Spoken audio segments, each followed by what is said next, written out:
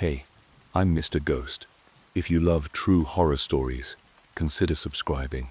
It really helps the channel grow. The stories you'll hear are shared by our audience from Reddit, and to keep their original essence, I read them exactly as they were written. Before we begin, let me know in the comments, where in the world are you listening from? Also, check the timestamps in the comments for story titles and easy navigation. Now, let's dive into the darkness.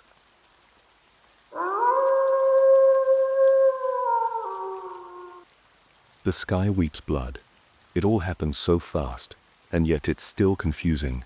That morning in 1945, after the surrender, after the fall, after the final roar of a war that tore continents, I was transferred to Berlin. There was nothing left. The city was a corpse of concrete and ash, and yet the higher-ups ordered us to stay. Do not evacuate. Don't run away. Wait. What? They warned us that something was going to happen.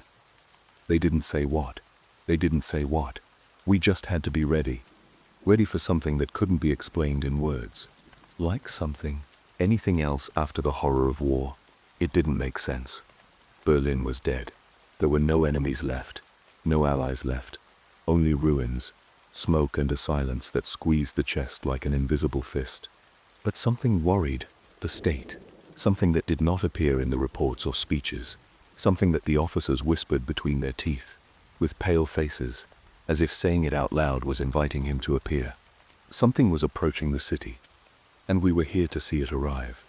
For some reason, they moved thousands of artillery vehicles and ordered us to keep our eyes on the sky. Something was going to happen there. But what exactly could happen? My commander informed me that there was a possibility that the Western Allies would attempt an offensive to drive the Soviets out of Berlin. However, not even he himself knew with certainty what was going to happen. He spoke in whispers, with a doubt I had never seen in his eyes. We stayed like this for entire days, in a city in ruins, with a war that had officially ended and a suffocating feeling that something was about to begin. It was May 12th. 10 days had passed since General Weidling gave his last speech in Berlin and signed the surrender. 10 days since they gave us control of the city. Everything was in a terrifying silence. Before, the roar of explosions and gunshots shook every corner. Now, there was only the echo of a dead city, the wind carrying ash, and the distant crunch of rubble collapsing in on itself. I took out the 3 gold watches I stole. I watched them for a moment, perhaps to remind myself that time was still moving, that the world had not stopped here. It marked 5 a.m. But something was wrong. The sky shone with immense clarity, as if dawn had arrived suddenly, but it was not sunlight. It was something else, something unnatural. It was strange. The scene made no sense. Although it was early morning, the sky looked like a sunset. The heavy air, thick with smoke from the recent bombings, and the ruins of Berlin still visible on every corner, could not dispel the feeling that something was not right. The atmosphere was tinged with a dull, somber gray, but there was something else in the light, something that didn't fit. The sky was not that of an ordinary morning. It was not the cold gray of dawn, nor the bright blue of midday. It looked like a sunset, but of an unusual tone. It was a deep crimson red, a warm color that burned the eye, but it didn't come from the sun. I looked towards the horizon, where the sun, as always, began to peek out timidly, barely illuminating the ruins of the city, in what seemed like the beginning of a new day. However, as I looked up, I noticed something even more disconcerting. In the center of the sky, much higher than the sun, was another sphere of light, a fiery, dazzling sphere that had been there since 2 a.m. It didn't move. It did not seem influenced by the Earth's rotation. It was fixed, shining with increasing intensity. The sun, still on the horizon, could barely compete with this new object. I watched him with growing bewilderment. Was he a star, an anomaly in the atmosphere? But no, it wasn't possible. There were no reports of such unusual astronomical phenomena. However, the brightness increased, as if that sphere was burning brighter and brighter as the minutes passed. And now, the entire sky was dyed red. A dark red, almost black at the edges, similar to the color of blood. Not a natural red, but a dark, dense tone, as if the atmosphere itself was being altered, as if the city was absorbed by an alien force. It wasn't just the light. It was the sensation that the air was becoming thicker, hotter, as if the sky itself were about to overflow. I stood there, staring, unable to move. I woke up my commander, who jumped out of bed with a quickness I had never seen in him. His face, at first confused, became serious as soon as he saw the light that colored the sky. Without saying a word, he ran out of the shelter and headed to the communications center. A few minutes later, I heard him inform other divisions about the situation. His voice, although firm, had a tinge of uncertainty, as if he didn't know what to do in the face of something so inexplicable. In the middle of his communication, he turned on the emergency radio, an ancient piece of equipment we rarely used. Static interrupted the silence, and then, the scream. It was a frantic, panicked scream coming from a commander on the other side of the city. His broken voice was heard over the speakers. "The bombers, the fighters, they're gone. They're gone. Nothing answers them. There are no signals. There are no signals. There are no signals. There are no signals. There are no signals. There are no signals. Well, I'm here." The radio cut off with a metallic screech, and the room fell into complete silence. That scream echoed in the heads of everyone present. Nobody said anything for a long time. It was as if the words had been caught in the air, suspended by the strange stillness that enveloped the city. The sky continued to shine, even more intense. The planes that once crossed the sky, fighters and bombers, were now nothing more than a distant memory, and their disappearance, so suddenly, could not be explained by any military logic that we knew. The commander, with a tense face, ordered to prepare the cannons and artillery. It was a strange, almost absurd decision, given the situation. No one knew exactly what we were facing, and the idea that cannons could, in theory, have any impact against it seemed ridiculous. But he, with his unbreakable character, did not hesitate. The priority was to be ready, even if it was for an enemy we couldn't even see. "Fill all the artillery if possible, in your entire area." His voice resonated, charged with a fervor that did not correspond to reality. What we were about to do made no sense, but we obeyed. We all did it, because in those moments, doubt had no place. The strangest thing was the order that came shortly after, to ask for help from the captured Germans. That, for some reason, made my blood run cold. It was not just an irregularity, it was a complete contradiction. My commander and I stared at each other as we received the orders. The German prisoners, whom we had hitherto kept under strict surveillance, were now of use to us. But something didn't add up. Stalin, in his excessive fury, had ordered the shooting of anyone who helped, or even hid, a member of the National Socialist Party. The reason didn't matter. The context didn't matter. The sentence was clear. Any collaboration with the enemies of the state, any attempt to protect these men, was doomed to failure. Yet now, inexplicably, we were being asked exactly that, to ask for support from the very prisoners we had been guarding like animals. What was happening? The air was charged with uncertainty, and the question hovered in my mind, like a dull echo. Why? What the hell was happening? The commander stared at me, his eyes reflecting a hardness that I had seen many times before, but that this time seemed emptier. "Don't ask me, kid," he said in a deep voice, almost like a whisper between his teeth. "You do what we're told." His words hit my mind like a whip. What if the orders didn't make sense? What were we going to do with them? Were we being manipulated, used as pawns in a game we didn't understand? But there was no room for doubt. He knew that any resistance would be futile. Hours passed, and the atmosphere became even more tense.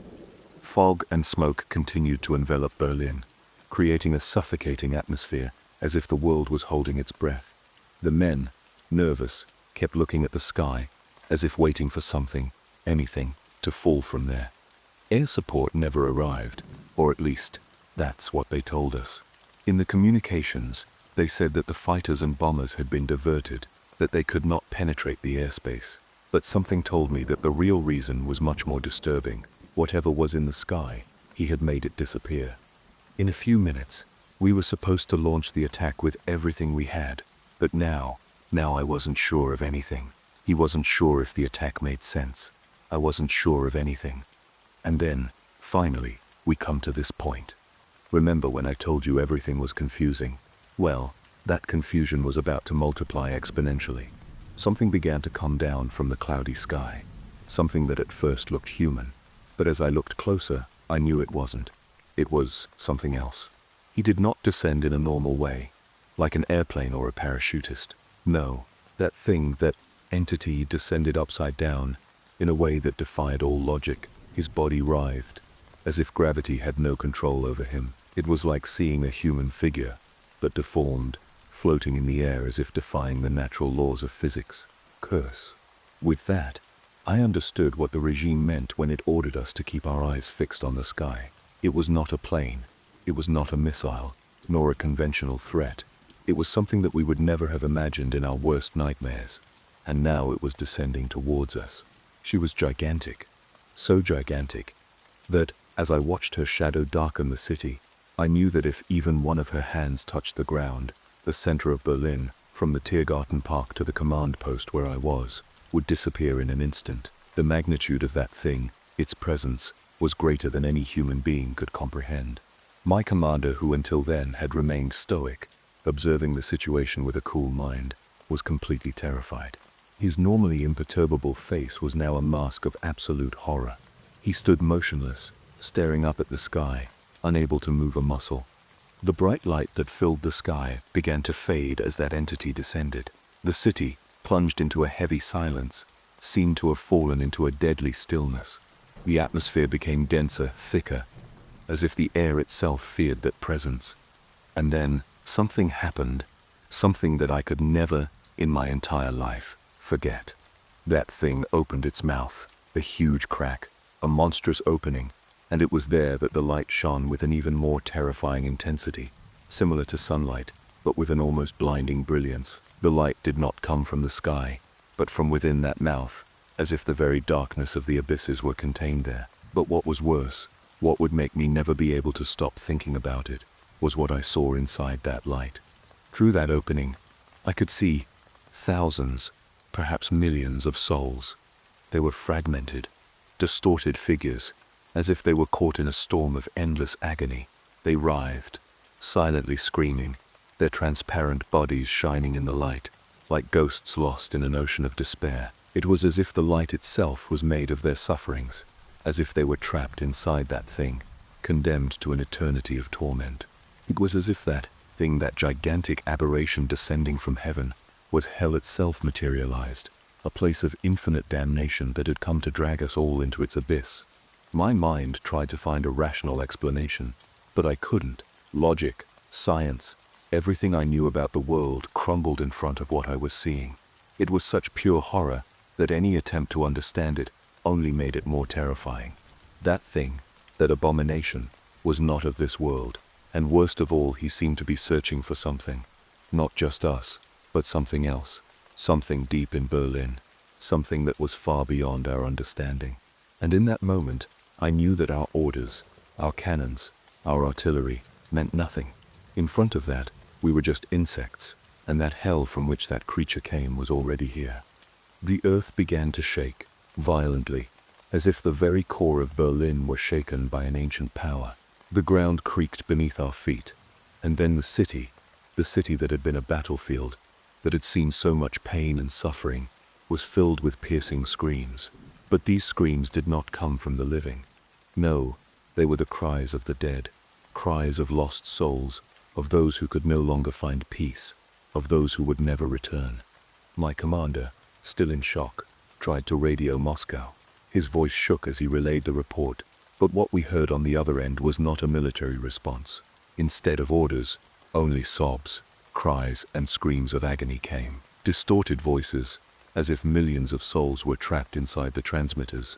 The signal was interrupted by the chaotic. It seemed as if all of Berlin was being swallowed by an unfathomable abyss, and we were just the helpless witnesses of that condemnation, and had no contact. Then, something even scarier happened. From the ground, from between the cracks of the ruins, shadows began to emerge. At first, I thought it was the effect of the strange light, but no, the shadows did not come from any living being, nor from any structure. They were dark figures, like distorted silhouettes, slowly ascending, as if they were being dragged into the sky. Some of them, more human than the others, fought against that invisible force, crying, screaming, begging not to be dragged away. But they couldn't help it. It was a horrible sight. Shadows writhed, and cries of despair filled the air, echoing above everything. It was as if every death, every sacrifice made in this city, was taking its toll now. What were those shadows? Were they perhaps the remains of those who had fallen, of the prisoners, of the soldiers and civilians who never found peace? My commander, staring at the nightmare before us, broke the silence with a guttural scream. Open fire. There was no point in his orders, I knew, but it was the only thing we had left. The artillery began to fire. The cannons boomed. The sound of gunshots joined the screams, creating an infernal cacophony. But the shadows, as if nothing could touch them, continued to rise. The explosions seemed useless, as if our artillery were not aimed at tangible beings. It was like fighting against emptiness itself. The city was plunged into total chaos. Men ran, others fell to the ground, and some, the weakest, seemed to lose their sanity. They didn't know whether to fight or flee, but there was no shelter. There was no escape. Everything we had known, everything we thought we knew about war, about humanity, was crumbling before us. The terror was palpable, and then I finally understood that what had come down from heaven was not only coming to destroy our city, he was coming to collect something much bigger, something that none of us could understand. He came to collect the war. I don't know what the situation was like in other cities affected by the conflict, but so far there are no reports of any similar creature. From the looks of it, this was the only one. The rest of the world maybe never knew what happened here in Berlin. Artillery boomed in the distance, shot after shot, explosion after explosion. The flak towers, like sleeping monsters awakening in their last moments of glory, opened fire against the darkness of the sky. The bullets ricocheted off the gigantic form, making a dull sound, as if it didn't care at all. He didn't even flinch. The gunshots seemed to be just a light breeze under the weight of their presence. The explosions around them, huge, imposing, seemed to be lost in the void. Nothing affected that creature. He didn't care about the living, nor about their futile efforts to defend what was left of the city. He showed no interest in the lives still clinging to survival, nor in the buildings collapsing around him. All the chaos, the suffering, the destruction that the war had left behind was just a speck of dust in front of his being. But the worst thing, what really made the difference, was that he didn't come to destroy anything. It did not destroy the city. He did not cause the ground to split under our feet, nor did he send lightning bolts of fire from the sky. There was no need for it. What he came to do, and what left us speechless, was something much deeper.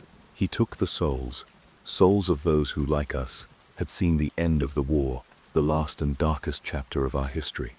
I could see the figures floating in the air, like shadows without bodies, slowly ascending towards the void, towards that mouth that never closed. I saw the faces of those who were already gone, of the fallen soldiers, of the civilians who had died in the terror of the bombings, all trapped in that infernal glow, as if they were part of that indescribable force that had come to collect what was owed to them. I don't know how many of us were left standing there, not understanding, unable to move, while the sky was filled with a darkness as deep as death itself. The city, its ruins, its memories, everything was irrelevant to that thing. Only the dead, only their souls mattered. Berlin, that city that was the epicenter of the war, was now just a reminder of what we had been, and the creature, in its infinite indifference, came to close the cycle, to collect the debt, to take what belonged to him. In the end, it wasn't the cannons or the guns that defeated us. It was the emptiness that thing left when it left, the absence of everything we believed made us human, an absence that neither time nor history can fill. That thing spent a long time taking souls, as if it fed on the desperation and horror that permeated the air.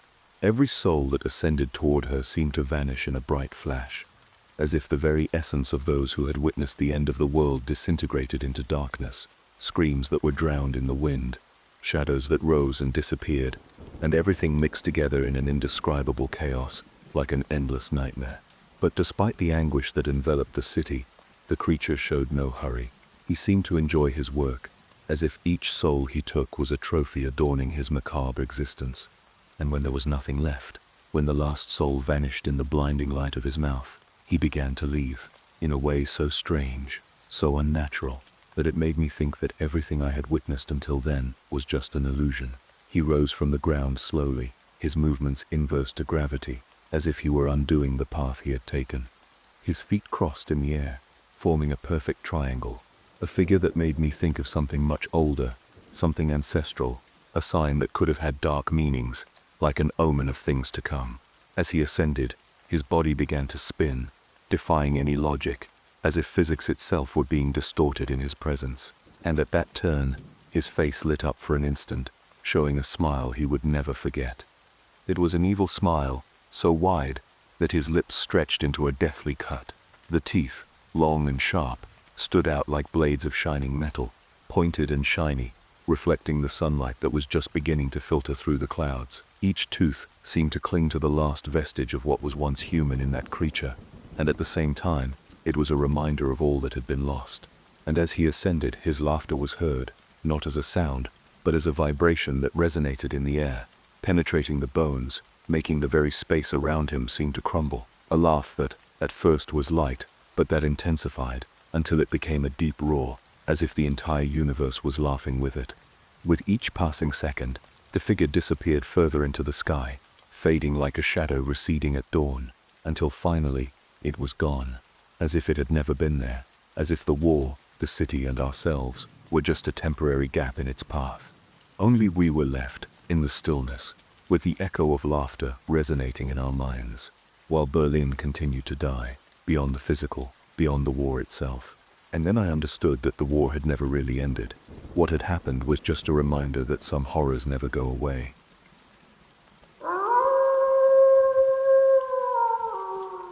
Anna's unicorn. She glanced at me with her remaining eye. Her face was sunken and tired, but it reminded me of a more joyful time of my life. I saw that face every time I woke in the morning, framed on my bedside table, every time I unfolded my wallet, every time I closed my eyes and fought back to her final moments. Trying not to stare, I shift my focus to the book in my hands, pretending to read while my eyes strained themselves upwards toward the woman across from me. The bandage covering the other half of her face had over the last hour steadily pooled with red, but she only touched it with annoyance, not concern. Despite the loud grinding wheels of the car on gravel, I could still hear her exhausted breath as she struggled to stay conscious. Her weak bony arm and shaking fingers were a sight I've seen much too often. Laying at home was my child, Anna, 7 years of age. Her weak breath mimicked that of her mom from years before, and of her aunt in front of me now. Every moment I spent away from her filled me with anxiety, not knowing if I would come home to an empty bed. I refused to have her stay at the hospital, and the doctors didn't try to argue with me. The sickness that took her mother, and is now claiming her, cannot be treated. It cannot be relieved by any amount of tubes or medicine pumped into her. The pain from her failing body overthrew whatever painkillers they had attempted to fill her frail body with. Her mind only blurred with the side effects of the drugs, mixed with the days her subconscious forced itself into to avoid feeling her rotting hands, feet and organs.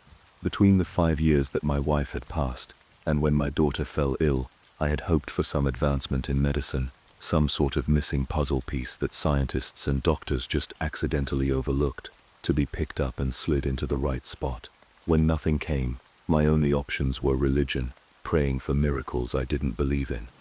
Anna, though, deserved to believe. Every night I read her stories about fantastic creatures and unbelievable adventures. She dreamed of fairies and dragons, creatures of sparkling magic to come and take her away from the numbing pain she couldn't escape from herself. She wanted a unicorn most of all. She wanted to be friends with the majestic creature, ride on its back through grasslands and mountains, and use its magic to help others, never using it for herself. When she spoke of the creature, her voice grew louder, stronger once again, like she was just a year before, full of life and hope that I wish would stay with her through the night and into the morning. But as the book closes, the magic inside her too fades. I can only hope that the unicorn visits her in her dreams every night and makes her sleep less painful. There are moments, sometimes up to a week at a time, in her suffering when she was sound of mind. Much like her mother, we would take advantage of these rare moments, and I would invite family over to visit and to say goodbye. My parents and siblings showered her with small gifts of toys that she was too weak to pick up, and tasty foods she was unable to chew. Still, the brave girl met every person with a smile, though she was only met with somber looks and tears. Between the crying and the heartache, played scripted lines from the members of my wife's family, repeating in a dead tone the same things they had said to their daughter years earlier. Perhaps their family was used to this sort of tragedy, or perhaps they simply didn't care, for the few words that played from their hollow mouths were the only comfort I ever got from them. That was until she came, before midnight, after everyone else had gone. A long black expensive car, and a driver sat in front of my driveway at the end of the street, as a ghoul of a woman came to my door. Michelle was the spitting image of my wife Elizabeth, on her deathbed. The woman wore a sad head of autumn red hair, cascading down to a withered, dusted body that I was shocked to see stand and move. Bandages hugged the right side of her head tightly, while her left eye sunk partially into her skull, leaving a dark shadow around the faded metal blue that once must have been vibrant. Her right hand was also a bit too tightly bound with gauze. The veins snaked up her arm in blue, threatening to leave if they ever got a chance. If I didn't know any better, I would have assumed she was afflicted with the same illness as her sister and niece. That fact that she can still function, however, must mean that this isn't the case. Despite her corpse-like appearance, small gemstones hugged each one of her fingers and sprinkled themselves on the gold chains that hung from her neck. She spoke no words to my daughter, only stood in the hallway to her room and stared at her with a look of hate and regret, maybe wishing she had been closer to her sister's side, like she was now to her niece. Michelle then pulled me aside to speak with me privately. "She doesn't have long left," I informed solemnly. "I know," she croaked in response. With the energy and volume I could have never imagined her to have, she apologized to me and wept, breaking down and collapsing in my arms. Her spine and shoulder blades poked and cut at my hands as I held her in an uncomfortable hug, consoling her as she spilled apology after apology from her weakly beating heart. I picked her back up off the ground and helped her to my living room, sitting her down across from me as she slowly caught her body back up to her rapidly beating heart. It was then that I discovered that the woman was delusional. When she opened her mouth, I expected to hear from her that she was going to pay for all of her niece's medical bills, all of our expenses, and every one of our needs. She had the wealth to do so, but that's not what she offered. She was too, at one point, sick. After medicine failed her, she traveled the country and sought more unorthodox help, ancient medicine men, witchcraft, and even occult practices. She offered up her soul to be cured of her disease and to continue to live, but it wasn't enough. Even the old spiritual priests, self-proclaimed witches and wizards, the demons themselves didn't know what was slowly taking her life. Beyond despair, she turned to fairy tales and folklore, chasing goblins and leprechauns, bargaining for her life. But of course she got nowhere. These creatures didn't exist. These practices were nothing but show, and the words of the spiritual leaders she spoke to were nothing more but false hopes that she didn't truly believe in. But maybe that was why they didn't work. She didn't believe in anything she was trying. She didn't think that a single one of these methods would work. She could only hope and wish for a miracle to happen every time she drank suspicious liquid or spoke ancient words. She needed to believe in something. She needed to live. What she found, what she said she created, she could only show me, not explain in words, but she swore to me with whatever life she had left in her, that it could cure my daughter. I was too desperate. I would not have gone with her if it wasn't for the fact that she was still living.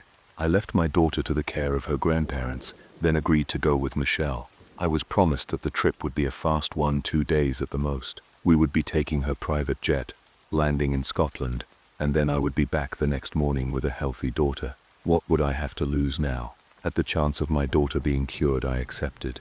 And here I find myself now, a car ride from the airport back to her manor. From what I understood about Michelle from my wife, she had cut off all communication with the family a few years back and had vanished off the face of the earth.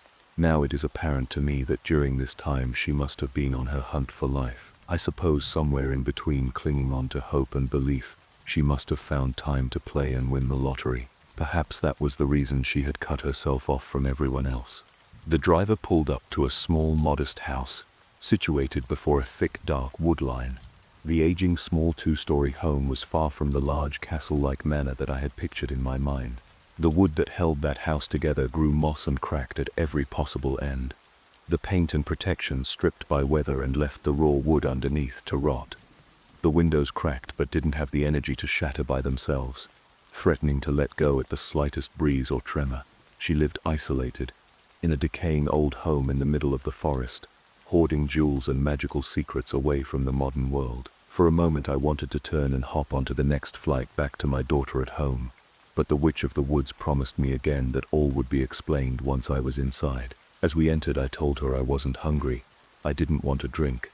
I just needed her to go straight to the point, and then I wanted to go back home. She responded with an understanding nod and then led me in. The insides matched the outside. Cracks in the paint ran across the walls as dark unknown patches stained the ground we walked on. The splattered molded patterns seemed to grow, move and follow us as we made our way through the home. It was almost fitting, someone of her condition to live in such a matching state of decay. Despite the death that surrounded me constantly, the smell of the home was that of a rich, lush forest, mixed with the aroma of a spring patch of flowers. Accompanying it was a sense of calm and acceptance. I felt the anxiety I had in my chest fight to stay relevant as my body began to relax and calm. For the first time since we left the States, I felt my heart start to slow enough for the consistent ring in my ear to subside. Then she leads me to the cellar door in the kitchen.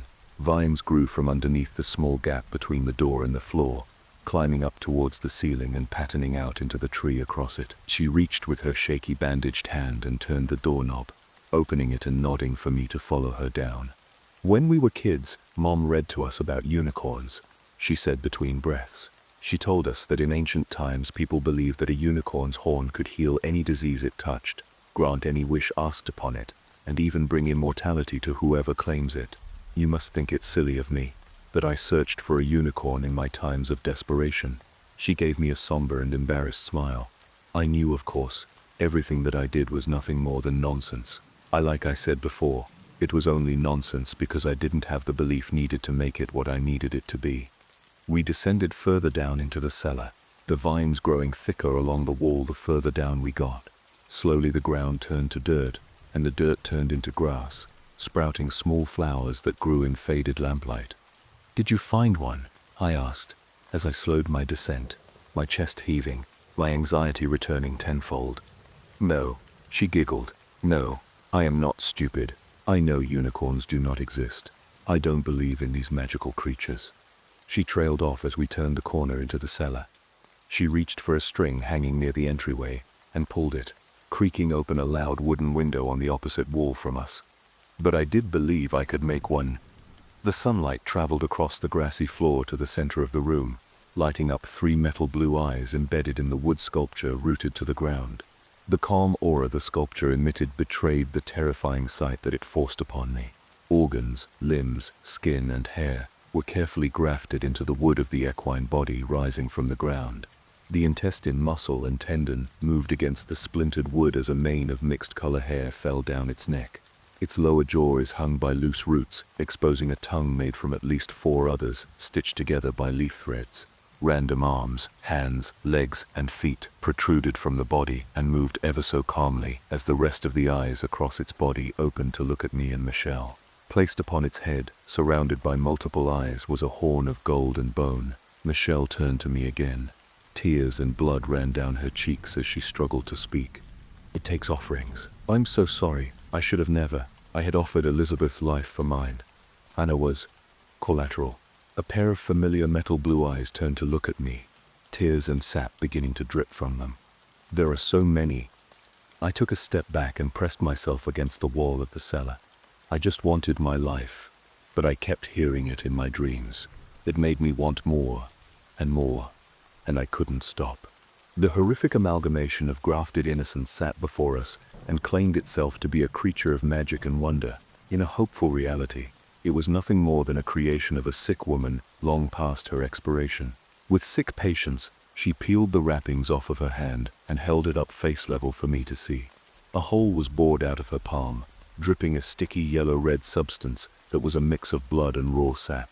With a loud squelch, she grabbed her eye bandages and ripped them off, revealing another spiral hole straight through her head, secreting the same substance as her palm. She turned to the sculpture in the center of the room and approached it, each step causing more blood and syrup to ooze from her body, and more holes that remained hidden underneath her clothing. "It took her and so many lives to save mine. Now I give it all to save your daughter. This, at least I can do." She raised her remaining hand and slowly caressed the horn of the sculpture, running her fingers along the spiral to the point of the horn. Then in a silent, painful scream, she pushed it into her palm and out through the other side. The eyes of the sculpture blinked, and the grafted limbs shook furiously as Michelle began to convulse. Her body snapped and squelched, but she didn't utter a single plea or word of pain. Her remaining eye began to sink into her body, traveling down her neck, under the skin and bone of her arms, and through her hand. It pushed through the wood of the sculpture until it found its place underneath a second metal blue eye, now completing the two pairs. Her body kept crumbling, her heart, lungs, and organs from her body slowly being offered up and taken by the wooden beast. It whined as horrid life began to pump through its body, and its limbs began to gain senses. The skin began to peel away from her body, revealing bone and muscle. Then slowly they began to be sucked away as well, grafting themselves onto the open spaces still left to be filled. Each finger, each arm tried to reach for one another, to pull the flesh from its own body and stop the forming of the beast, but they had not the strength to even close their fist.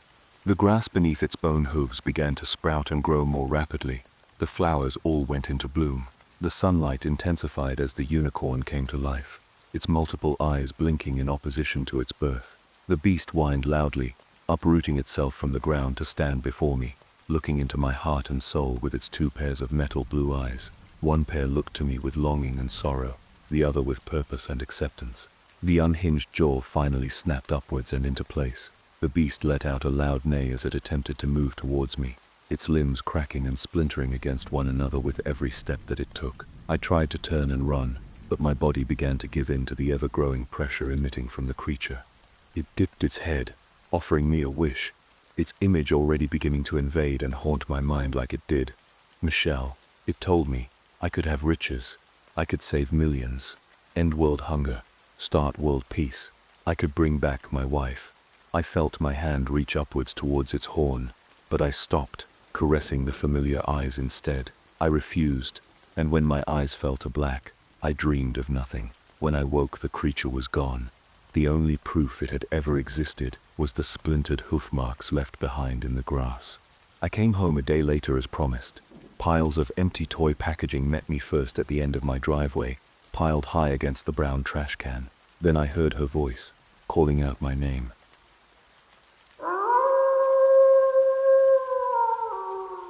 An endless road. The truth is, dying is not that painful. I heard voices that begged me not to leave, to stay a little longer. They were my relatives, but not the ones who were still alive. I remember how my body was shutting down, the strength leaving me little by little. I lost control. My limbs became alien to me. Then, a slight headache, just a twinge. But if you want to know what the worst thing is, I'll tell you. It's not death itself, but the moment before. When air refuses to enter your lungs, when your body writhes in silent plea, trying to breathe, that is true torment. It's an instinct, a desperate tantrum to stay here, but it doesn't matter how hard you try. Sooner or later, it comes, and when the heart stops, you feel it. You feel the emptiness, the silence in your chest, and there is no turning back. But I'll be honest with you, I'd rather have been in that situation for eternity than to be right now, where I am. The old man sighed, his voice barely an echo in the immensity of the forest. When I finally stopped feeling my weakened body, I felt something else. A body. How strange. I always thought that death was just emptiness, the absence of everything. But no, I was still here. He looked around, hoping to find the faces of those who called him before he left, those familiar voices that begged him to stay. But there was no one, just an endless forest, illuminated by stars that did not seem to be in the sky, but rather floating at different heights, as if hanging from invisible threads. Something was wrong. The air smelled of damp earth, but there was no wind. You couldn't hear the rustling of the trees, nor the singing of the insects, just a suffocating silence, too dense. The old man looked down, and then he noticed it. His hands, covered by dark leather gloves, worn and strangely familiar. What is this? Whisper. He didn't remember taking them before he died. And yet, I felt like they had always been there. The old man, now a young man again, looked at his uniform carefully. He recognized it instantly. Shit. I thought I'd never see you again, old friend. A flood of memories invaded his mind. Images of days gone by, of moments that he once thought were happy, but that now, in this strange place, seemed tinged with something else. He flexed his fingers, moved his arms, took a deep breath. Never in the last 3 decades had he felt so strong, so agile, but the excitement of regaining his youth was short-lived. "What the fuck am I doing here?" He looked up. The stars were still there, suspended, but the trees were darker than normal, like living shadows, and under his feet, a road. The asphalt stretched in both directions, losing itself in the blackness of the forest. A lonely road, without lights, without signs. Where is this taking me? Am I dead? The air became thicker. Something invisible made his skin crawl. Then, a voice whispered next to his ear. "Those are not the questions you should be asking."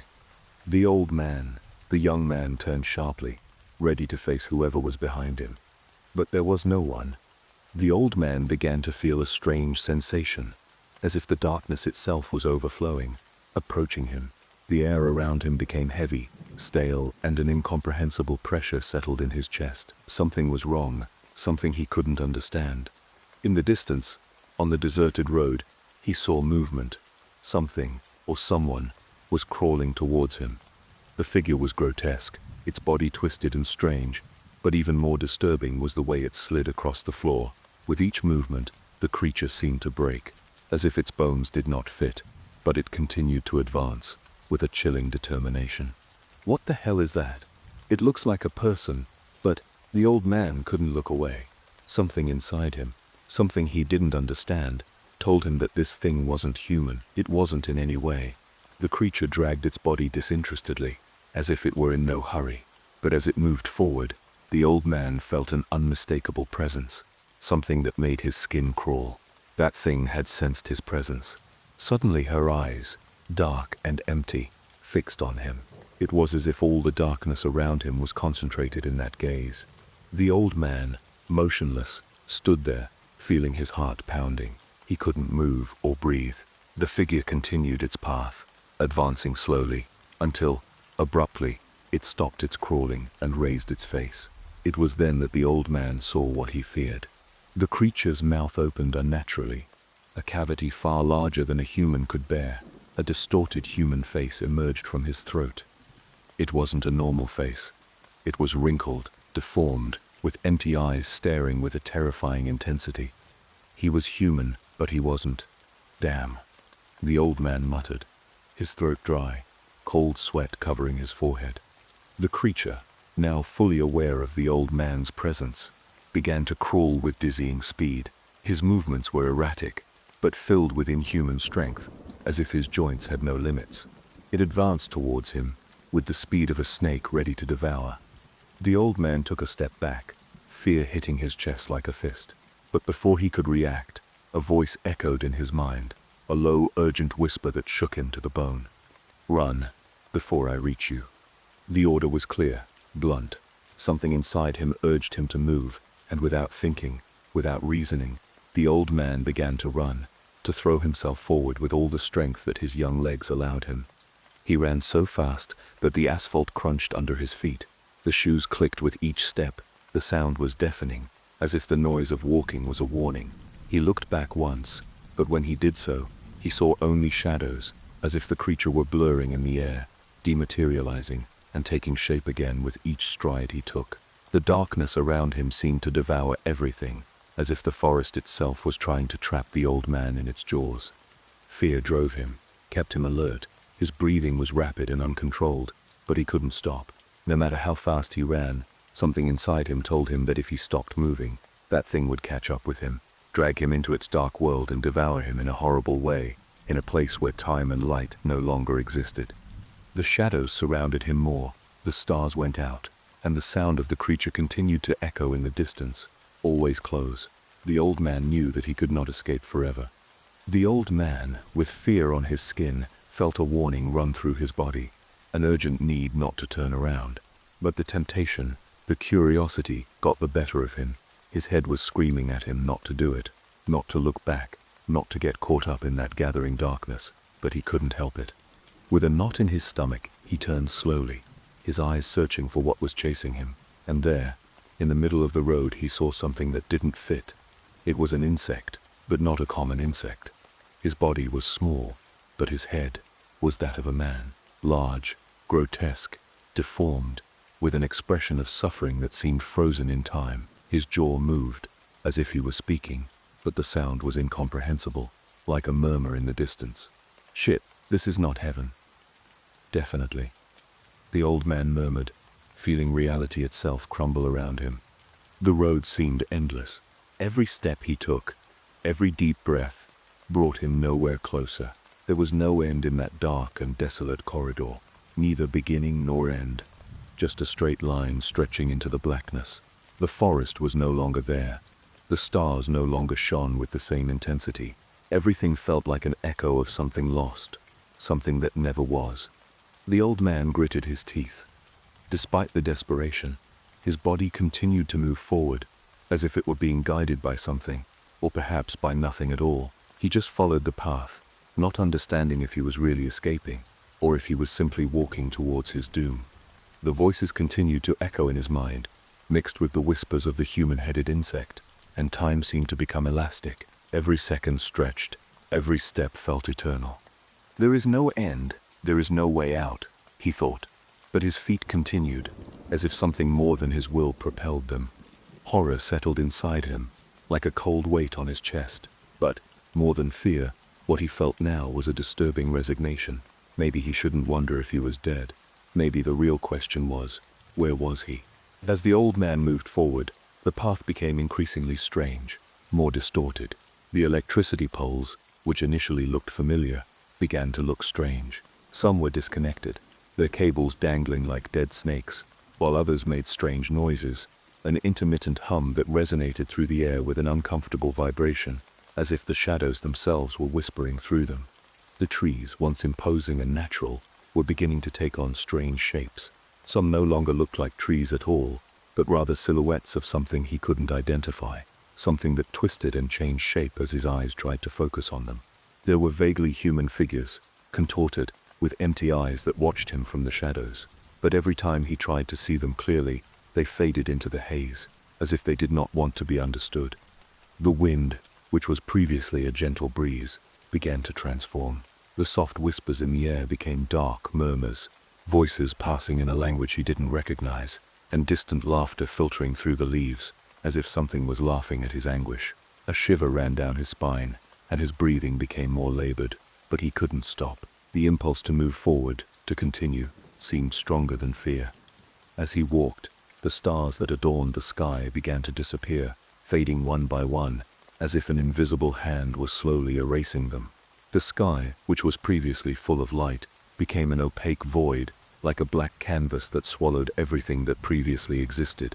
The darkness became denser, and the old man couldn't help but feel that something was stalking him from beyond the horizon, something that was waiting for him to take another step, something that he already knew was not going to let him go.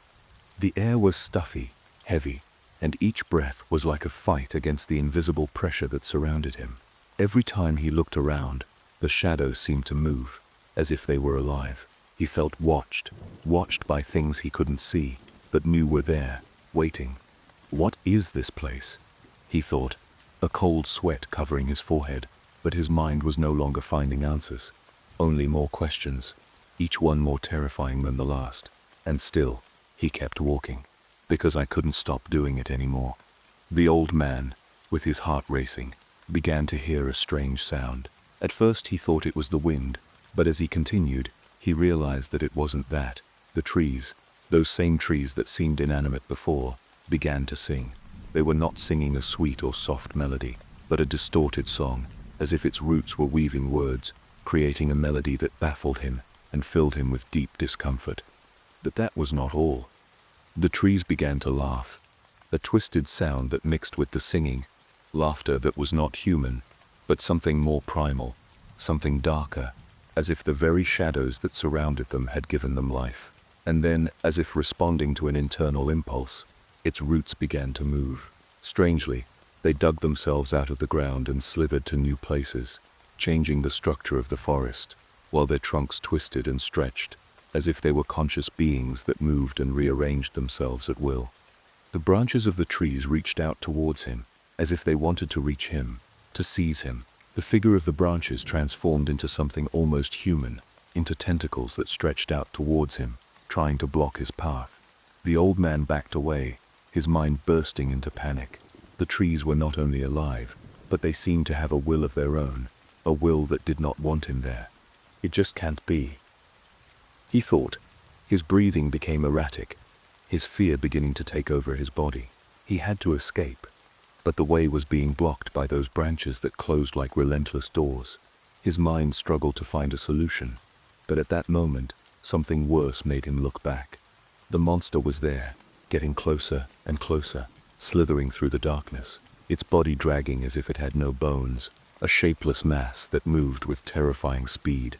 Its empty eyes stared at him, and from its mouth, a long, twisted tongue slid, touching the air with a sinister whisper. Worst of all, as he advanced, he recited something in a low voice, a litany that the old man could barely make out. The words sounded like Latin, but the old man could not understand them. However, he felt that they were old, very old, as if they were an invocation, a spell that was dragging him towards the abyss. "No!" he shouted, turning once more towards the path, looking for a way out, but the tree branches continued to reach out towards him, blocking his entire path. He couldn't stop, he couldn't back away, but the monster, that horrible figure, was reaching out to him. The old man took a step into the darkness, but his mind could only think of fleeing. The monster recited more words, more darkness, more chaos. Was that the price of being trapped in that place? Was it the only destiny that awaited him? More and more, the trees seemed to collude with the creature, as if they were working together, creating an impenetrable prison. Desperation filled the air, as the roots of the forest closed in even more, and the Latin words echoed in his ears, foreshadowing the inevitable. The old man, exhausted, looked up at the sky. The darkness that surrounded him seemed to devour everything, but in his mind, a phrase appeared clearly, something he had not thought of in decades. Damn, this is just like 44. The memory hit him like an electric shock.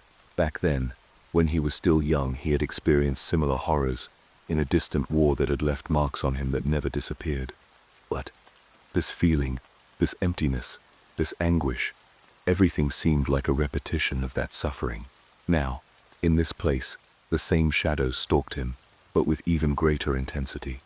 He forced himself to move forward, to run, while the roots of the trees continued to try to catch him, and the monster continued to crawl with excessive speed. His breathing was agonizing.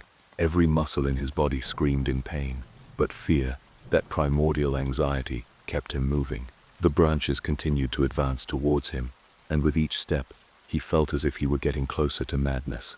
Suddenly, something even more terrifying caught his attention. He looked up at the sky, hoping to find some sign, some hope, but the stars were no longer there. Instead, countless eyes of different sizes, of different shapes, were staring at him. They were not stars or constellations. They were eyes, shining with a haunting light, as if each one was searching for a part of his soul to devour. Those eyes were staring at him, not with curiosity, but with inherent evil, as if they already knew what was going to happen, as if they were enjoying his suffering. Each of those eyes seemed to see his every fear, his every weakness, and they followed him wherever he went, increasing the pressure of his anguish. The road had no end. There was no sign that he was near any exit, any shelter. Each step took him further away from any possible hope. Despite having walked kilometers, there was no limit, no end, no goal that I could reach. The path, as it progressed, seemed to be constantly renewing itself. There were no signs of wear or use. Everything remained intact, new, despite the gloomy environment that surrounded it. The old man felt that his body was no longer responding. The pain overwhelmed him completely. Every muscle asked him to stop, to rest. But he knew that if he did, the monster would catch up with him. He knew there was no salvation. And yet, I couldn't stop walking. Something pushed him to keep going, even if it was just to avoid the imminent darkness that was chasing him. This wasn't heaven. It couldn't be. The voices in his head, the echo of the trees' laughter, the eyes that watched him, everything indicated that he was not in some paradise or place of eternal rest. And it wasn't hell either, because hell, at least, had a structure, a purpose. This place, this emptiness, had no beginning or end, only a constant pressure, an eternity without rest. without light, only the fear that grew with each step I took. The old man felt his mind begin to crumble, but still, the road continued on, endless, dragging him towards something, towards a destination that he could not understand, but that he knew would reach him sooner or later. Finally, the old man couldn't take it anymore. The weight of the darkness had crushed him, his body no longer responding to his will. Fatigue consumed him, and despair bit at his heels like a merciless shadow. Their fight had been useless. Every step he took on that endless path, every effort to escape, had brought him only to a point of no return, an abyss from which he could not escape. He stopped his march. He stood there in the middle of the endless road, with the roots of the trees lurking and the monster slowly approaching. The wind began to swirl around them, as if it were a storm taking shape, its fury increasing with every second. Distant screams, voices that had never been heard in life, screams of millions of trapped souls echoed in the distance, getting closer and closer, a cry full of hatred and fury, of a rage that would never be satiated. These souls, condemned to an eternity of suffering, surrounded him, observing him with eyes overflowing with contempt and satisfaction. They knew what was coming, and they enjoyed it. The old man closed his eyes. I couldn't move on anymore. I didn't want to anymore. The sight of those eyes watching him from the sky, of the dark figures slipping in the shadows, had stripped him of all hope. Only emptiness remained, an endless nightmare. In an almost instinctive act, he reached into his pocket, feeling the cold blade of a knife, his only companion in that desolate place. He took it out with trembling hands, and with a stifled sigh, held it between his fingers. Next to him, in his pocket, he found something else. With surprise and bewilderment, he pulled out a gun, old but intact, and upon seeing it, he noticed something even more disturbing. It was loaded. Reality hit him with brutal force. How was it possible? How could he be in this place, surrounded by darkness and damned souls, and still have a functional weapon in his hands? A whisper of hope, perhaps an illusion, crossed his mind. Would this be his last chance? The wind raged, sending dust and broken leaves into the air as the screams of angry souls intensified. They knew what was about to happen. They knew their fate was sealed, but they still enjoyed their suffering. They were approaching like a tide of collective anger, as if the entire sky had unleashed its wrath on him. The old man raised his head, facing the inevitable. There was no more escape. He closed his eyes again, and in an act of desperation, he clenched the hilt of the knife and the hilt of the gun. I knew what was coming. He knew there was no way out, no happy ending, only the darkness that would envelop him. The millions of evils that watched him from the sky rejoiced, their laughter echoing in his mind, as if it were the final condemnation. There was no peace for him, only emptiness. It was the end. The creature was already close, roaring with bestial fury, and the trees which had seemed alive before, now stood motionless, watching in silence. Its presence was that of something ancient, something that existed beyond any understanding. The trees, like distorted shadows, cheered in a dense silence, as if everything that was happening was a spectacle, some kind of dark ritual. The old man, firm, without hesitation, whispered with a broken voice, but full of grim determination, "I don't regret anything." And in that moment, he knew he didn't. After all, he had walked the path he chose. He had executed the decisions that defined him. God had given him his own punishment, one that did not depend on any external judgment or the understanding of others. It was nothing more than a punishment foreign to everything that existed, a sentence that did not require anyone's absolution. And he knew it. The millions he had exterminated, those he had considered inferior, would be there, watching him, seeing him finally surrendered to the darkness that he himself had nurtured. Those he had destroyed would not be his judges. But in that endless nightmare, their presences floated like echoes of the past, watching his fall with quiet fury. The creature stood before him, its breath hot as a storm, and the old man, though exhausted, did not back away. There was nothing more to fear. All that remained was to face the end of his own creation.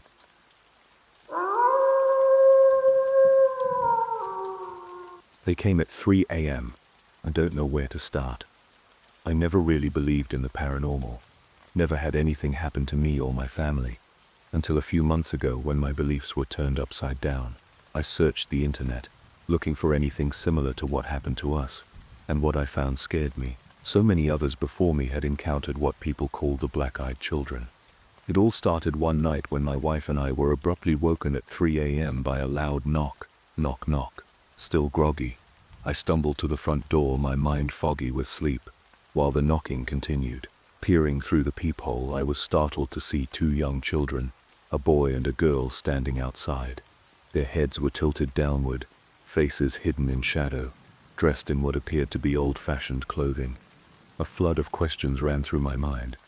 Who lets their children wander alone at this hour? What do they want? A knot formed in my stomach as unease crept over me. Something didn't feel right. Still, I slowly opened the door, forcing myself to stay calm. "Hello there," I said as steadily as I could. "How can I help you?"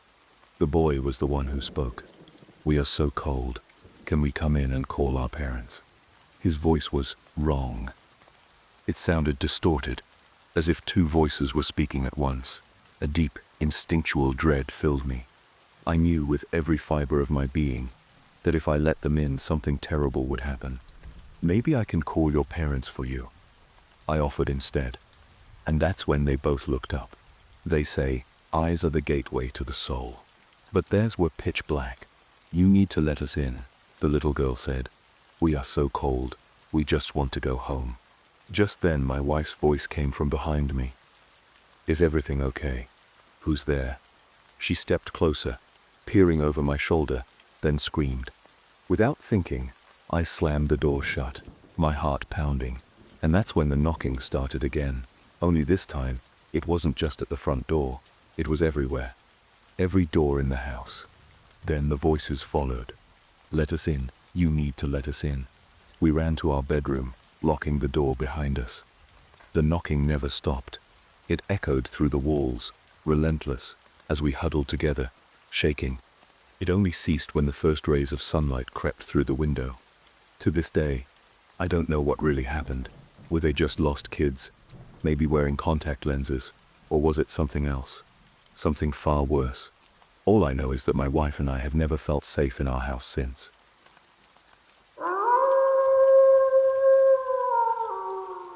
My uncle set me up with a guy who ended up stalking me. So, this happened 3 years ago. I was 24 and living alone in a one-room apartment in the city where I had graduated. I rented this apartment because my uncle lived in the same building and helped me find a place with decent rent. My uncle was well known and liked in the building. There were over 90 apartments, and he seemed to get along with everyone. Barely 7 months after I moved in, I woke up to a friend request on Facebook from a guy I didn't know. However, I noticed that he was friends with my uncle, so I figured he must be a neighbor or someone from the building. I saw that he was close to my age and thought, why not? So I accepted it. I didn't think much of it afterward. But then he started messaging me, saying that he was my neighbor and that he knew my uncle and whatnot. I was polite and responded within a reasonable amount of time, even though I wasn't particularly really interested in having a conversation. I thought it would be rude to ignore a neighbor, especially since my uncle was so known in the building. At this point, I already suspected that my uncle was trying to set me up with this guy. I was single, and the neighbor was close to my age. My uncle was the type that always asked, "Do you have a boyfriend? Or are you still single?" As if it was any of his goddamn business. My uncle knew everyone in the building, and this guy was the only one that sent me a friend request and seemed eager to talk to me. I had a strong feeling that my uncle was behind it. Anyway, I wasn't surprised. I wasn't interested, but I remained polite as long as he didn't cross any boundaries. After all, we were neighbors, and I wanted to maintain that as civil as possible. What annoyed me more, though, was when one day my uncle came over and asked me to help him with something on his Facebook account. He wasn't tech savvy, and yeah, we lived in the same building. I often helped him with these things. I logged into his Facebook, and immediately a chat window popped up. The message was from that guy. It was the only message in the chat, as if the rest had been deleted. It seemed a text that was part of an already going conversation. Though I don't remember the exact text, the message's main idea was that he needed my uncle's help, followed by a laughing emoji. At this point, I was pretty annoyed because I was sure my uncle had said something to him about me. I started replying to his messages less frequently, as I wasn't interested in any kind of romantic fling anyway. I was just being polite. I never led him on. Eventually, the texts became less frequent, and I assumed he had given up. I moved on and forgot about it. Then one day, after finishing work, I worked remotely. I decided to go get some groceries. The moment I opened my door, a pack of chocolates fell to the ground. They were somehow placed on my doorknob. I was confused. Why was there chocolate at my doorstep? At the time, I didn't immediately suspect him. There was no note left. I simply picked up the chocolates and placed them somewhere in my room. A few days later, yet another gift. A small potted flower. This time, however, it was really creepy because there was a note glued to the pot. It read, "I saw you, and I like you," with a smile face emoji at the end. Now imagine this, a young woman in her 20s, living alone, receiving anonymous gifts with notes that say, "I saw you." That's hella scary for me. I don't know who this person is, and they casually mention that on a note glued to a pot. At this point I became paranoid and started thinking about who it could be. Lo and behold, my neighbor texted me. It suddenly all made sense. It had to be him. This had already crossed every boundary. However, I was scared to confront him directly because I didn't know how he would react. This guy was massive. I am pretty tall myself, at 59, but he is about 61 inches and way more muscular than me. And he had a big dog. Plus he knew exactly where I lived. So, I decided not to address it right away. Instead, I waited to see if he would somehow give himself away in his messages. A week passed. I was still paranoid. I bought pepper spray. I started listening closely to footsteps near my door, trying to figure out if he was coming by again, but nothing happened. I wasn't sure if it had stopped, but I started to feel slightly better. Then, one day I went to check my mailbox. Inside, I found a bunch of small notes and poems. Some of them read, "I hope you liked the chocolate. I would love to know if you liked it. You are charming." The poems were strange. Each one was 4 lines long and had a romantic tone. I couldn't tell if they were his, but they all expressed different ideas regarding love. The weirdest part? Each note was dated. For example, one was labeled November 1st, 2021, and I had one for every day of the month. That meant the person had been leaving them consistently. I also realized that the same day I got the chocolates, I had received a note about it, only I didn't check my mailbox on that day. At this point, I had had enough. I confronted the guy over text. He completely denied everything. He said that he liked me and my style, and just wanted to get to know me. He acted offended, asking why I would accuse him of something like that. No matter what proof I provided, he denied it all. At one point, I even started to gaslight myself, thinking, what if it really wasn't him? What if I was being mean for no reason? I felt guilty. But then after I called him out, everything stopped. The gifts, the notes, the poems, nothing. And the guy never texted me again. I don't have definitive proof that it was him, but come on, the timing was way too much of a coincidence. The moment I confronted him, all of it stopped. I think it's pretty obvious. 3 years later, I still live in the same building. He usually just says hi when we pass by, and that's it. I feel safe now, and I haven't been bothered again. Oh, and my uncle moved out, so, yeah. Happy ending, I guess.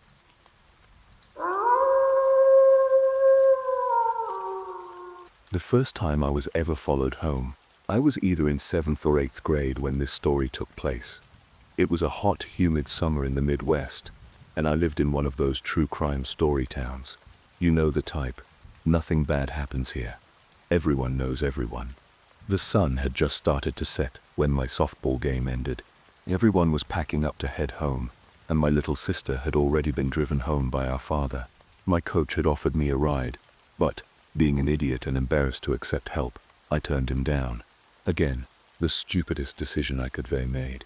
In my head, my home was only across town, which wasn't that far. Besides, I had my bike, and I was already on thin ice when it came to leaving it at other people's houses. So, once most people had left, I packed up my gear and began riding home. About 2 blocks in, as I rounded a corner, I noticed a beat-up car just behind me. At first I didn't think much of it. Small town and all, it wasn't like they were barreling toward me. But after another block, they were still following closely, and something told me I should take a second look. When I glanced back, alarm bells started ringing. In the car behind me were 2 college-aged guys I didn't recognize. When I say this town was tiny, I mean it. Our population was only 500, and I was pretty sure I should have seen these guys at least once. Plus, the nearest college was a 40-minute drive away. But, in an attempt to be friendly, I forced a smile as I looked at them. Neither of them smiled back.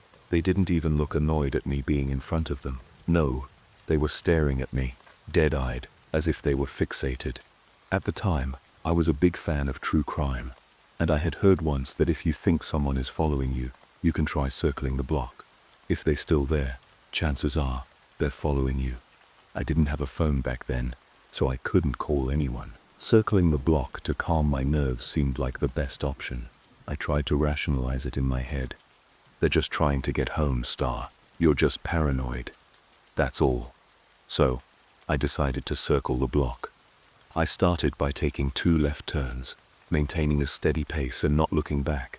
My reasoning was that if they didn't know I knew they were following me, they might not do anything. But even as I did this, I could feel my body shaking, my mind racing for anyone nearby whose house I could go to, someone who might actually answer the door. They kept pace behind me, never speeding up to get ahead of me, never honking or trying to push me out of the way. But as we rounded the 3rd corner, panic really started to sink in. I threw subtlety out the window and started pedaling as fast as I could, trying to make a full circle. As soon as I sped up, they did too. I had spotted a house I recognized, but the chances of someone being home and answering, slim to none. It was a block away. And to this day I've never pedaled faster in my life. As soon as I reached the yard, I practically jumped off my bike, leaving it in the grass.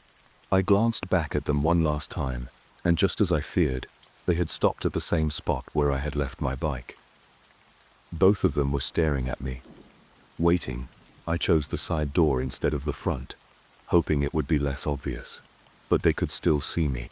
In that last moment of panic, I decided knocking wasn't a good idea. They'd realize this wasn't my house, and someone might not be home. So instead, I flung open the screen door, trying to squeeze myself a little behind the main door to make it look like I was entering. I yelled, "I'm home," hoping they'd hear me. I don't know how, but maybe by some miracle. As soon as I said that, they sped off down the street, and I never saw them again. Once I saw they had left, I quickly ran around the back of the house, hiding behind the yard for what felt like an eternity, though it was probably only about 15 minutes before leaving my bike there and walking home, ducking behind trees and houses every time I heard a car. I made it home safe. I didn't cry, though my heart was pounding 1,000 times per minute. I told my father when I got home. He believed this experience was me making up excuses as to why I didn't bring home my bike. So, I never reported it. I can only hope that this was a misunderstanding, and that they've never tried this again.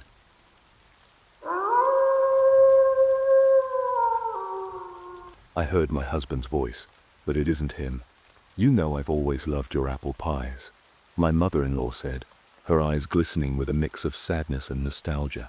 "Thanks," I told her while I was looking down at the counter. The only reason why they tasted so good was because he helped out. My voice trailing off as I then watched her delicately place the porcelain flower design plates on the kitchen counter. She looked at me, a faint smile playing on her lips as she nodded in understanding.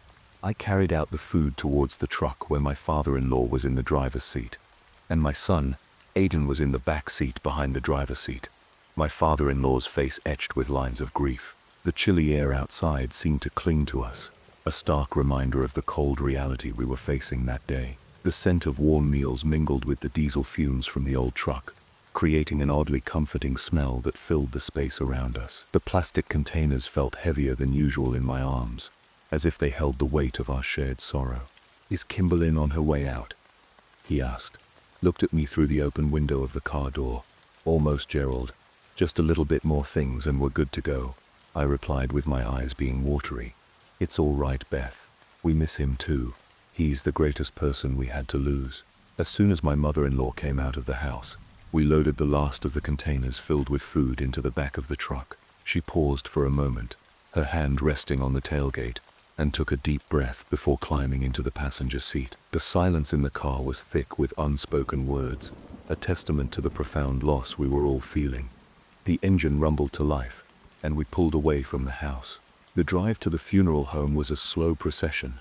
the truck's tires rolling over the cracked asphalt as we navigated through the town.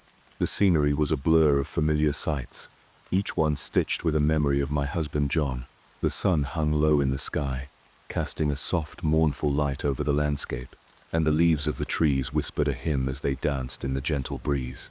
My father-in-law's knuckles were white as he gripped the steering wheel, his eyes fixed on the road ahead. Right after the 5-minute drive, I took one step into the funeral home, holding Aidan with him, looking around until he opened arms out to my brother-in-law as he gave a big smile. "Uncle Ronnie," Aidan shouted as I put him down, then he bolted towards him. I looked over and saw the open casket where John laid. I walked towards the casket and looked down. Seeing John laying there with a brown suit left me feeling like there was something in my eyes. I put my head down, crying silently, gripping onto John's cold and stiff hand. After the funeral, I sat there in the back seat, buckling in Aidan, until he looked up at me, as if he was puzzled in a daze. His question struck me. "Mama, is Daddy okay?" "Yes, baby. He's okay," I responded, trying not to be emotional, in front of him. But why was? Aidan tried to speak before my mother-in-law interrupted him. "He's fine, sweetie. Let's just get you and Mama home now." Her voice was stern yet gentle at the same time. I wouldn't blame her for interrupting him, or responding like that. How could I or anyone not have a difficult time telling a 4-year-old that his father isn't coming back? My in-laws dropped Aidan and I off at our house and drove away. After I tucked him into bed, I headed to my bedroom that was across from Aidan's room. I shut the door, and I climbed into bed. I was trying to fall asleep when I heard something pulled up in the driveway. I checked the noise and took a peek through my window blinds slightly to find a black SUV in the same place where John used to park. Then suddenly, I heard a noise downstairs. Thump, thump, thump. Front door opens. "Honey, I'm home." As soon as I heard the voice talking, I froze in my tracks and backed away slowly from my window. How the fuck did I heard his voice? I thought. Then suddenly, I heard footsteps walking around downstairs. Then I looked over to the door, and I stared at it for a second before it hit me. I wasn't able to move as I got a sinking feeling in the pit of my stomach. Aidan, grab Aidan. My thoughts kicked in as I hurried quietly and quickly to go down across from my room. I opened the door rapidly and picked up Aidan and rushed to my bedroom and locked the door. I laid Aidan on my bed as I was trying to remember which drawer John had kept the pistol. "Mama?" Aidan asked as he rubbed his tired eyes. We both heard a sound and looked at the door. "Mel, Aidan, where are you guys?" the voice asked. Aidan excitedly sat up. "Daddy's home." I quickly put my hand over Aidan's mouth before the thing who is pretending to be John could be heard. "Aidan, honey, listen to me right now," I said as I still kept my hand over his mouth. "Whatever you do, don't go near that voice." "But Daddy's home," Aidan whined with a muffle. "Baby, that's not him," my voice being firm yet quiet. "Then who sound like Daddy down there?" he asked as he was becoming scared, his body shaking like a leaf. "I don't know, but Mama won't let that thing even get near you, honey," I said as I hold on tight to Aidan, hoping to calm him down. Then I heard footsteps growing heavier and louder. "He's coming upstairs." I run towards the drawers, looking in each one to see which had the pistol. I found the pistol and my hand reached to the lock. "Don't go, Mama. He will get you." Aidan climbed off my bed and ran to hug my leg. "I will be fine, my little love. Just stay up here and hide in the closet. I will be back as soon as I can." I gripped on tight to the pistol as I unlocked the door. Before I opened the door, I looked down at Aidan and nodded my head, the sign that he needed to hide in the closet. I made sure to watch Aidan go inside the closet before I went out the door. As soon as I watched him close the closet door, I headed out the door. As I turned back to close the door, I turned around to look in front of me, to see that I was face to face the thing. I stood there shocked, unable to move as my mind raced like a car speeding. Staring at the thing was more gruesome than how disturbing and hideous it looked. There's nothing more horrifying than a psychotic grin stretching from ear to ear, the eyes sunken so deep within, where from my angle, looked like its eyes were swollen from a bad fight. The hair was very thin, blackish, where you could see the scalp almost. Its skin looked like chipped white paint, the kind of decay paint you could find on an old house. He wore a torn brown dirt-stained jacket, along with brown pants that were held by almost ripped suspenders and brownish loafers. I don't know what scared me the most, The fact that there was a creature stood in front of me, with a sinister grin who had its hands behind their back, or the way it looks identical to John, that made my blood run cold. I screamed in horror after I came to my senses. It pinned me to the wall, and it opened its mouth to let out a black liquid that looked kind of like tar that was sprayed into my face. I screamed in pain as it felt like my face was scorching. I fell on the ground, clutching my face as I wailed in agony, and let out a hoarse blood-curdling scream, and dropped the pistol. "Mama," Aiden screamed. I immediately jolted up, grabbed the pistol off the ground, and opened the door as quick as lighting. "Aiden," I shouted, swinging the door open, as I saw the thing holding Aiden with the window being thrown open by it. I sprinted to the window, dropping the pistol next to the end of my bed, where I saw it jumped with Aiden, and to my horror of seeing both of the same little boy, as they both hanged onto the edge, where if they made one little mistake, they could fall off to their death. I couldn't tell which one was which, due to the fact I wasn't quick enough to see where the thing must have shapeshifted. Even it sounded so similar to Aiden's voice. They had the same dirty blonde curly hair, light brown eyes, and had the same large faded birthmark on the cheek. "Mama, that not me," the left one said with him staring up at me as he holds on for dear life. "He's lying." "That not me. That one's lying." The right one yelled, "Mama, help me." I looked both at them as I was overthinking.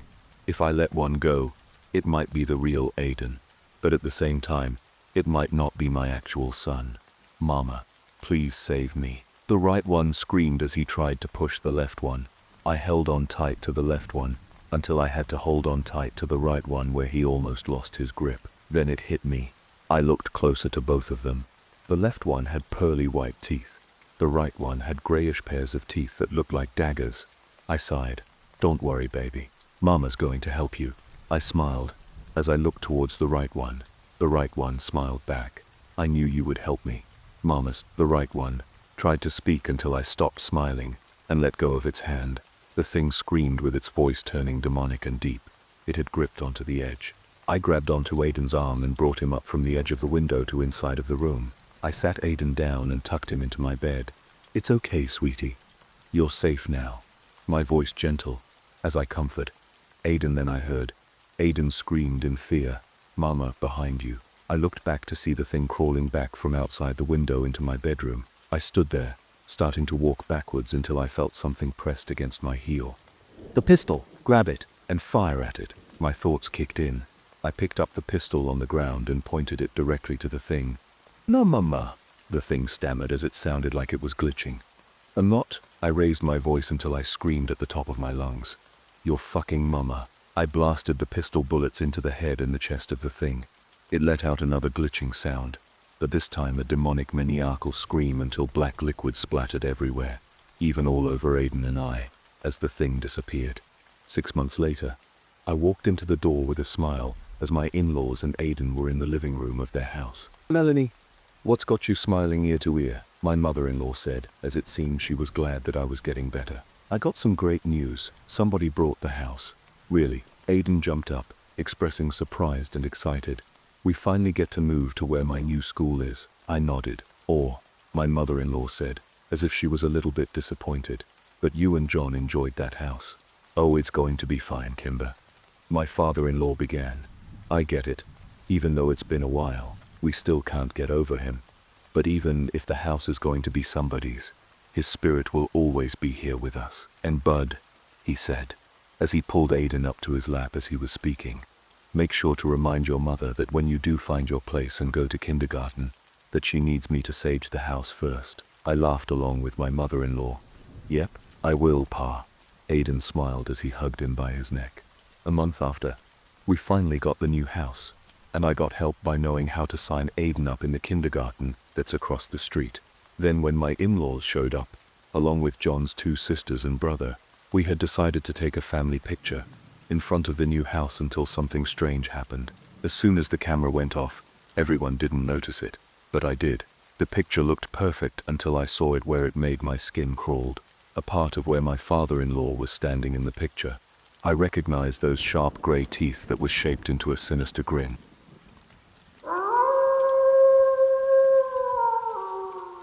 The Crucifixion of Jesus.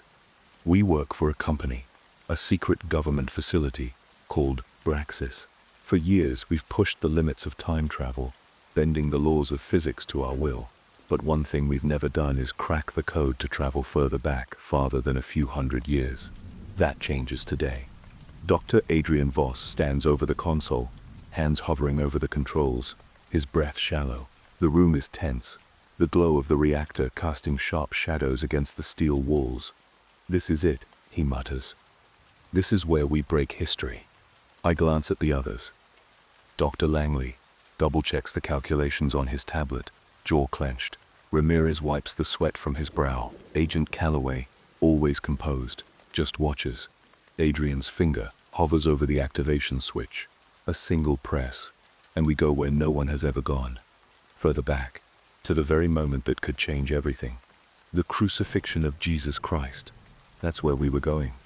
The machine, the chrono rift, was a monstrosity of steel and circuitry. A coffin-shaped chamber built for three. Each surface pulsed with streaks of blue energy. The reinforced glass of the entry hatch trembling as the core spun beneath it. Cables snaked across the floor, feeding into a reactor that thrummed like a living thing. Inside, 3 harnessed seats faced a curved control panel lined with flickering displays, biometric scanners, and a fail-safe switch we prayed we'd never need. I was going in, along with Adrian Voss and Dr. Elaine Carter. Adrian was the lead physicist, the genius who had spent the last decade tearing apart the laws of time. He was sharp, meticulous, but there was something in his eyes, an obsession that made me uneasy. Elaine was our historical analyst, chosen for her extensive knowledge of ancient civilizations and religious texts. Unlike Adrian, she was cautious, always second-guessing, always grounding us in reality. With me, I was the observer, the one sent to record history firsthand, the one who would see the truth with my own eyes. I gripped the harness straps as Adrian powered up the rift. The chamber vibrated, the walls groaning under the pressure of forces we barely understood. A deep hum filled the air, a sound that wasn't just noise but something deeper, something that rattled the bones. "Last chance to back out," Adrian said, his fingers tightening over the activation panel. Elaine shot me a look, her face pale. I could see the doubt there. The unspoken question, should we be doing this? I swallowed hard. Do it. Adrian pressed the switch. The world fractured. The machine spoke, its synthesized voice cold and emotionless. Destination confirmed. April 3rd, 33 AD, Jerusalem. Preparing for temporal displacement. The year scientists believed to be the most probable date of the crucifixion. The moment everything changed. The reactor roared beneath us, the air inside the chrono rift growing thick, charged with something beyond electricity. The reinforced glass flickered between reality and something else, something raw and unfinished. Elaine gripped the armrests, her knuckles white. Adrian's breathing was steady, but I could see the tension in his jaw. Initiating time breach in 3, 2, 1. The world shattered. The machine groaned, its steel frame shuddering violently. I felt my body jerk in every direction, like a rag doll caught in a storm. The walls of the chamber blurred, twisting and rippling, as though the fabric of space itself was coming undone. My stomach flipped in a way that made me want to scream, but no sound came, just the disorienting rush of windless pressure pressing against my chest. I couldn't tell which way was up. The lights in the rift flickered, sputtered, then blinked out completely. All I could hear was the thundering pulse of the reactor beneath us, a heartbeat louder than my own. My hands gripped the armrests, knuckles white, but I could feel the air around me tearing apart. Time, reality, everything was falling, spinning, stretching. And then, a sudden brutal stillness. It was like being slammed against an invisible wall, but instead of pain, there was only the suffocating quiet that followed. The violent shaking stopped as abruptly as it had started. For a second, I couldn't move. Everything felt like it had frozen in place, but the sensation was too intense, too alien for me to comprehend. I blinked rapidly, trying to make sense of what had happened. My head spun, my body heavy and unresponsive. When I lifted my hand to adjust my jacket, I froze. The fabric, the stitching, it was all wrong.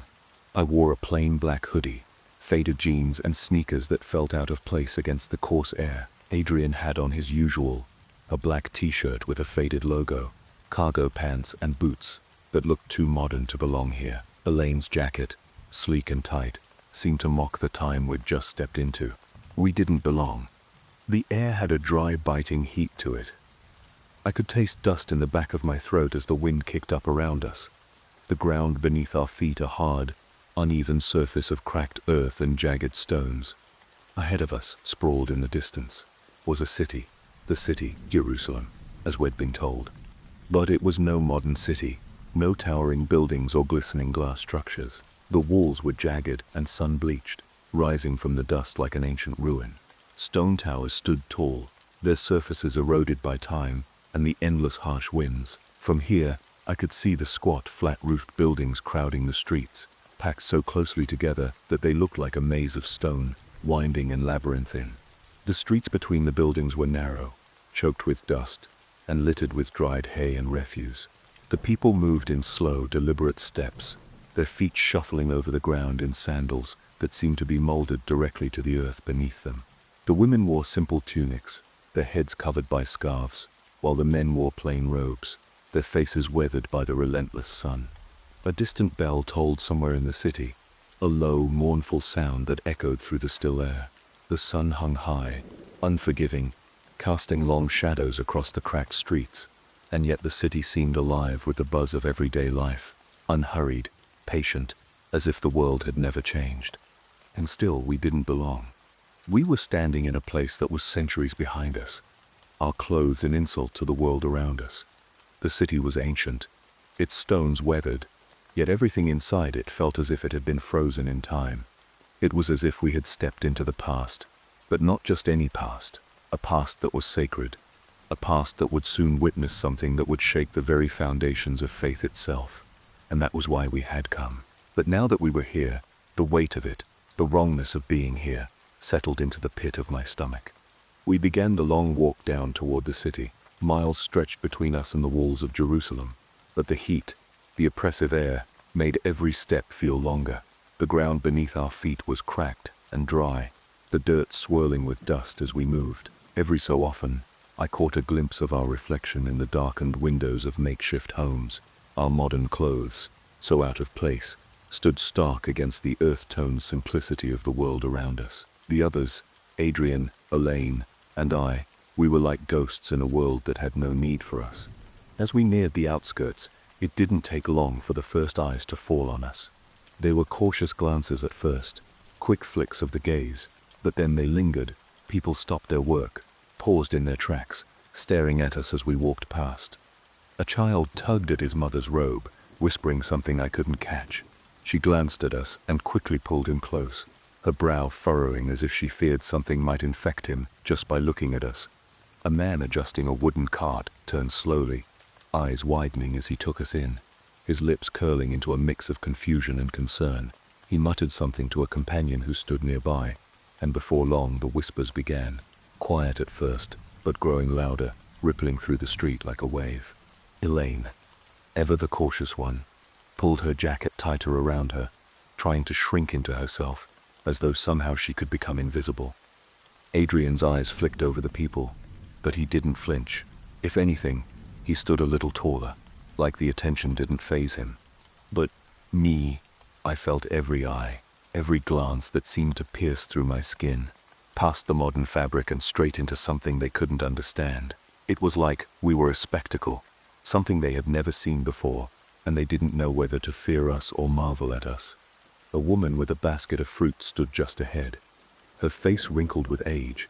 She squinted at us, her gaze lingering on the smooth synthetic material of our clothes, then down at our shoes, her lips parting in disbelief. The strange foreign look on her face was clear.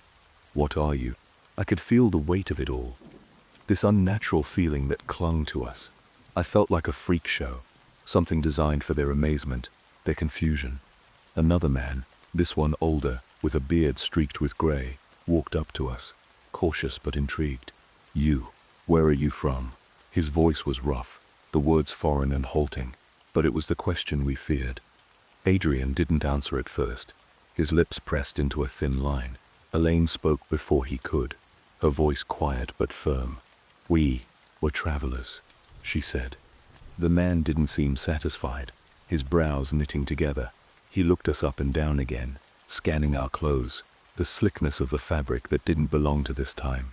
Travelers, he repeated, as if tasting the word, trying to decide if it made sense. A murmur rippled through the crowd. As we walked deeper into the city, more eyes followed us.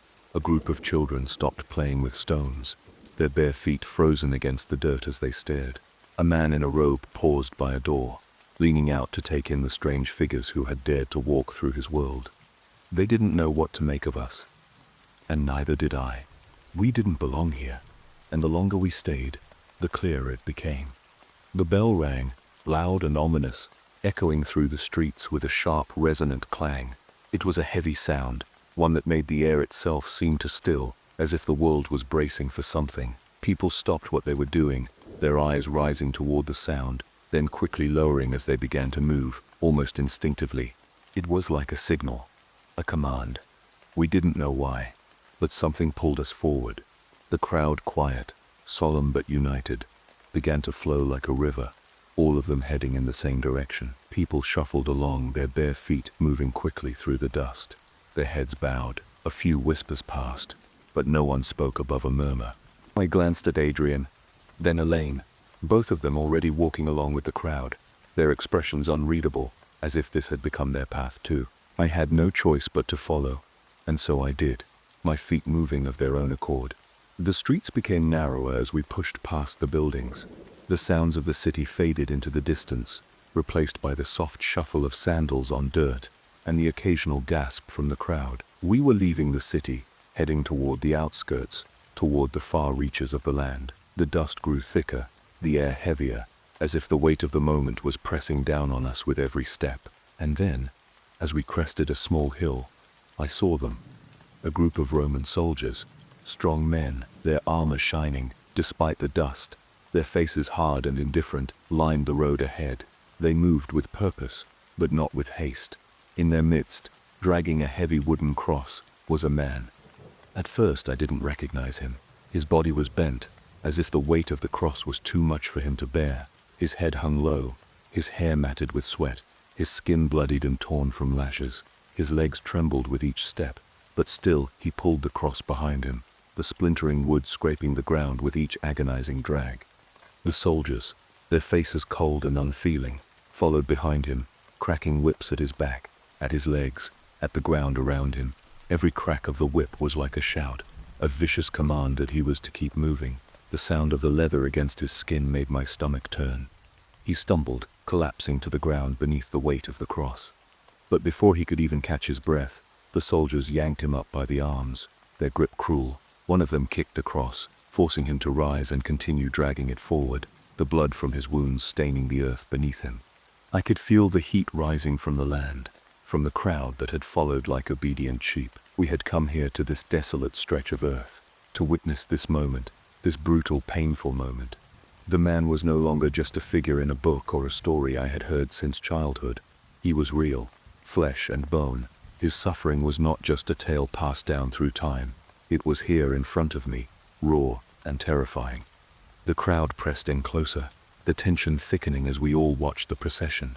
The sky was dimming, as if the heavens themselves were waiting, holding their breath for what was to come. And I realized, as I stood there, frozen in place with the rest of them, that we weren't just witnesses to history. We were intruders in something that had no place for us. This was a moment, the moment that we had no right to observe, no right to interfere with. But we had come, and now there was no turning back. The hill was barren, a desolate patch of land that had been worn down by countless souls who had passed before.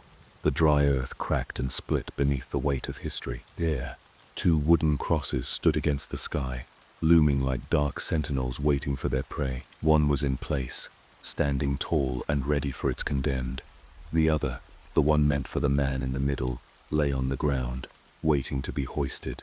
The soldiers, no longer just keeping pace but urging their prisoner forward, marched him to the hill. His steps were slow, almost dragging, like the very weight of his fate had already broken him. His shoulders hunched beneath the immense burden of the cross, his back a mess of raw, bleeding gashes from the lashes he had received. He stumbled as he walked, his body trembling with exhaustion, but the soldiers' harsh words and whips drove him onward. And then, the moment came. He collapsed. The heavy cross slipped from his shoulder and hit the ground with a dull thud. He crumpled beneath it, his knees giving way. His breath was ragged, his chest heaving for air. The crowd shifted, murmuring in uneasy whispers. I could feel the tension in the air, thick like fog. Suddenly, Adrian's voice cut through my thoughts, his hand grasping my arm, pulling me back. "Don't do it," he warned, his voice tight with fear. "We can't. We shouldn't." Elaine, too, looked at me with wide eyes, panic flickering in her gaze. "This isn't our place. This is history. You can change it. You." But the words felt distant, swallowed by the sheer weight of what I was seeing. The man, the one who was about to be executed, lay there on the ground, his breath shallow and desperate, as the soldiers prodded him with their sharp spears. They moved like shadows, indifferent to his suffering. The cruelty of it all made my stomach churn. But something deep within me stirred. I couldn't just stand by. Ignoring their protests, my feet moved before I could even think to stop them. My hands trembled as I knelt beside the fallen man, the sight of his battered body striking me to my core. The rough wood of the cross was heavy in my hands, but I lifted it, gritting my teeth against the weight, trying to steady myself. "Let me help," I found myself saying, the words slipping out before I could even process them. The soldiers didn't stop me. They didn't even seem to notice, caught up in their own cruel task. Together, we raised the cross, his bloodied hands brushing against mine. I lifted it with every ounce of strength I had, my heart pounding in my chest as I helped him stand. I caught a glimpse of his face, his eyes locking with mine, and I froze. He looked exactly like the pictures. His hair, long, dark, and matted with sweat, fell in tangled strands across his forehead. His beard was unkempt, but it didn't hide the sorrow in his expression, nor the quiet strength that emanated from him. His eyes, those eyes, weren't just blue. They burned like fire, a fierce intensity that seemed to pierce through me, to see all my fears, my doubts, my sins. He didn't speak. His lips barely parted, but in the silence between us, something passed, something ancient, something that made the world seem insignificant. And then I noticed his feet, bloodied, battered, scraped raw. The soles were cracked, torn, but they seemed to press into the earth with the force of something far greater, something that belonged to the heavens and the earth all at once. His feet were like diamonds, not in the literal sense, but in the way they seemed to endure the weight of something more than the physical pain. His body was breaking, but there was something in him that refused to bow to it. A low hum of sorrow and power seemed to emanate from him as he stood there, leaning slightly against the cross. His breath came in short gasps, but his gaze never faltered, never wavered. "Are you all right?" I whispered, though I knew he couldn't answer. His lips parted slightly, and for a moment it seemed like he might speak, but he didn't. He only nodded, a slow, painful movement, acknowledging me without words, and somehow that made it worse. The crowd was still watching. We were all watching. I wasn't supposed to be here. None of us were. The gravity of the moment hit me, like a tidal wave. This was history, the real history. But somehow, with the cross between us, in this moment, we were connected. Adrian and Elaine stood a few paces away, their eyes wide, helpless. Adrian's mouth was a thin line, but he didn't say anything more. It was too late for that. I glanced back at the hill. The soldiers were already moving, preparing to raise the cross for its final place. And somehow, I knew, this moment was one that couldn't be undone. And so together, this man and I, and the cross, we walked. The hill loomed ahead, the sky darkening, the air thick with the weight of what was to come. The soldiers led the way, but it was me, it was us, who carried the weight of this moment forward. As we walked closer to the hill, the air seemed to thicken, the weight of the moment growing heavier with every step. The dry, cracked earth beneath our feet suddenly felt different, warmer, almost suffocating. And then, a low rumble, distant at first, broke the heavy silence. It sounded like thunder, but it wasn't just any thunder. It was deep, rolling through the sky, almost like the earth itself was groaning under the weight of what was about to happen. I glanced up, squinting against the growing darkness. The sky, once a pale washed-out blue, was now swirling with clouds, thick and heavy, gathering together in a way that felt unnatural. They churned like a storm had risen from nowhere, blocking out the sun. The heat of the day began to retreat, replaced by an almost unnatural chill, the air turning damp and thick with tension. Elaine's voice trembled as she muttered, her eyes darting nervously. This isn't right." Adrian, always the more rational one, turned his head to look at the sky, his brow furrowing. "It's just a storm, probably just a coincidence." But there was no mistaking it. The clouds weren't just gathering, they were closing in. They moved in a way that seemed deliberate, as if they had a purpose, as if they were waiting for something. The wind began to whip around us, picking up in intensity, tearing at our clothes. The sound of the approaching storm was deafening, a low, steady roar that seemed to reverberate through my bones. And as we walked, the thunder grew louder, more pronounced, as if it were reacting to every step we took. The rumble of it filled the air, echoing across the hill. It was like the sky itself was warning us, like it knew what was coming. Jesus, barely able to stand under the weight of the cross, stumbled again, but his eyes never strayed from the hill ahead. Despite everything, despite the pain and the exhaustion, there was something in his gaze, something deep, something unyielding. He was walking to his fate, the storm gathering behind him like an omen, a silent witness to what was about to happen. As we neared the summit of the hill, the rumble of the thunder became a constant, the clouds thickening above us, turning darker by the second. The first flash of lightning split the sky with a crack, so sharp it rattled my teeth, and I flinched, instinctively pulling back. The earth seemed to tremble beneath our feet, as if it were ready to crack open at any moment. And still, we walked on. The soldiers, too, seemed to feel it. They paused, glancing upward with narrowed eyes, but their focus never shifted. They were more concerned with getting Jesus to the top of the hill than the storm. The moment wasn't about the weather, it was about what was going to happen next. We reached the top of the hill, and I couldn't shake the feeling that we were standing at the very edge of something vast and incomprehensible. A violent wind howled around us, pulling at our clothes and hair, but still, Jesus kept his gaze fixed ahead, as if the storm were no more than a distant hum. The soldiers began their grim task, positioning the cross, their hands quick and mechanical, almost like they had done it countless times before. The storm seemed to reach its peak just as they began to raise the cross, the wind whipping furiously around us. A flash of lightning tore through the sky again, and the sound of the thunder was deafening. It felt like the heavens themselves were screaming. I couldn't look away. I couldn't tear my eyes from Jesus. His body was stretched, nailed to the cross, and as the soldiers lifted it, his head bowed, the weight of the world pulling him down. Till clouds swirled above us in a violent frenzy, the thunder now an unrelenting roar, echoing through the valley.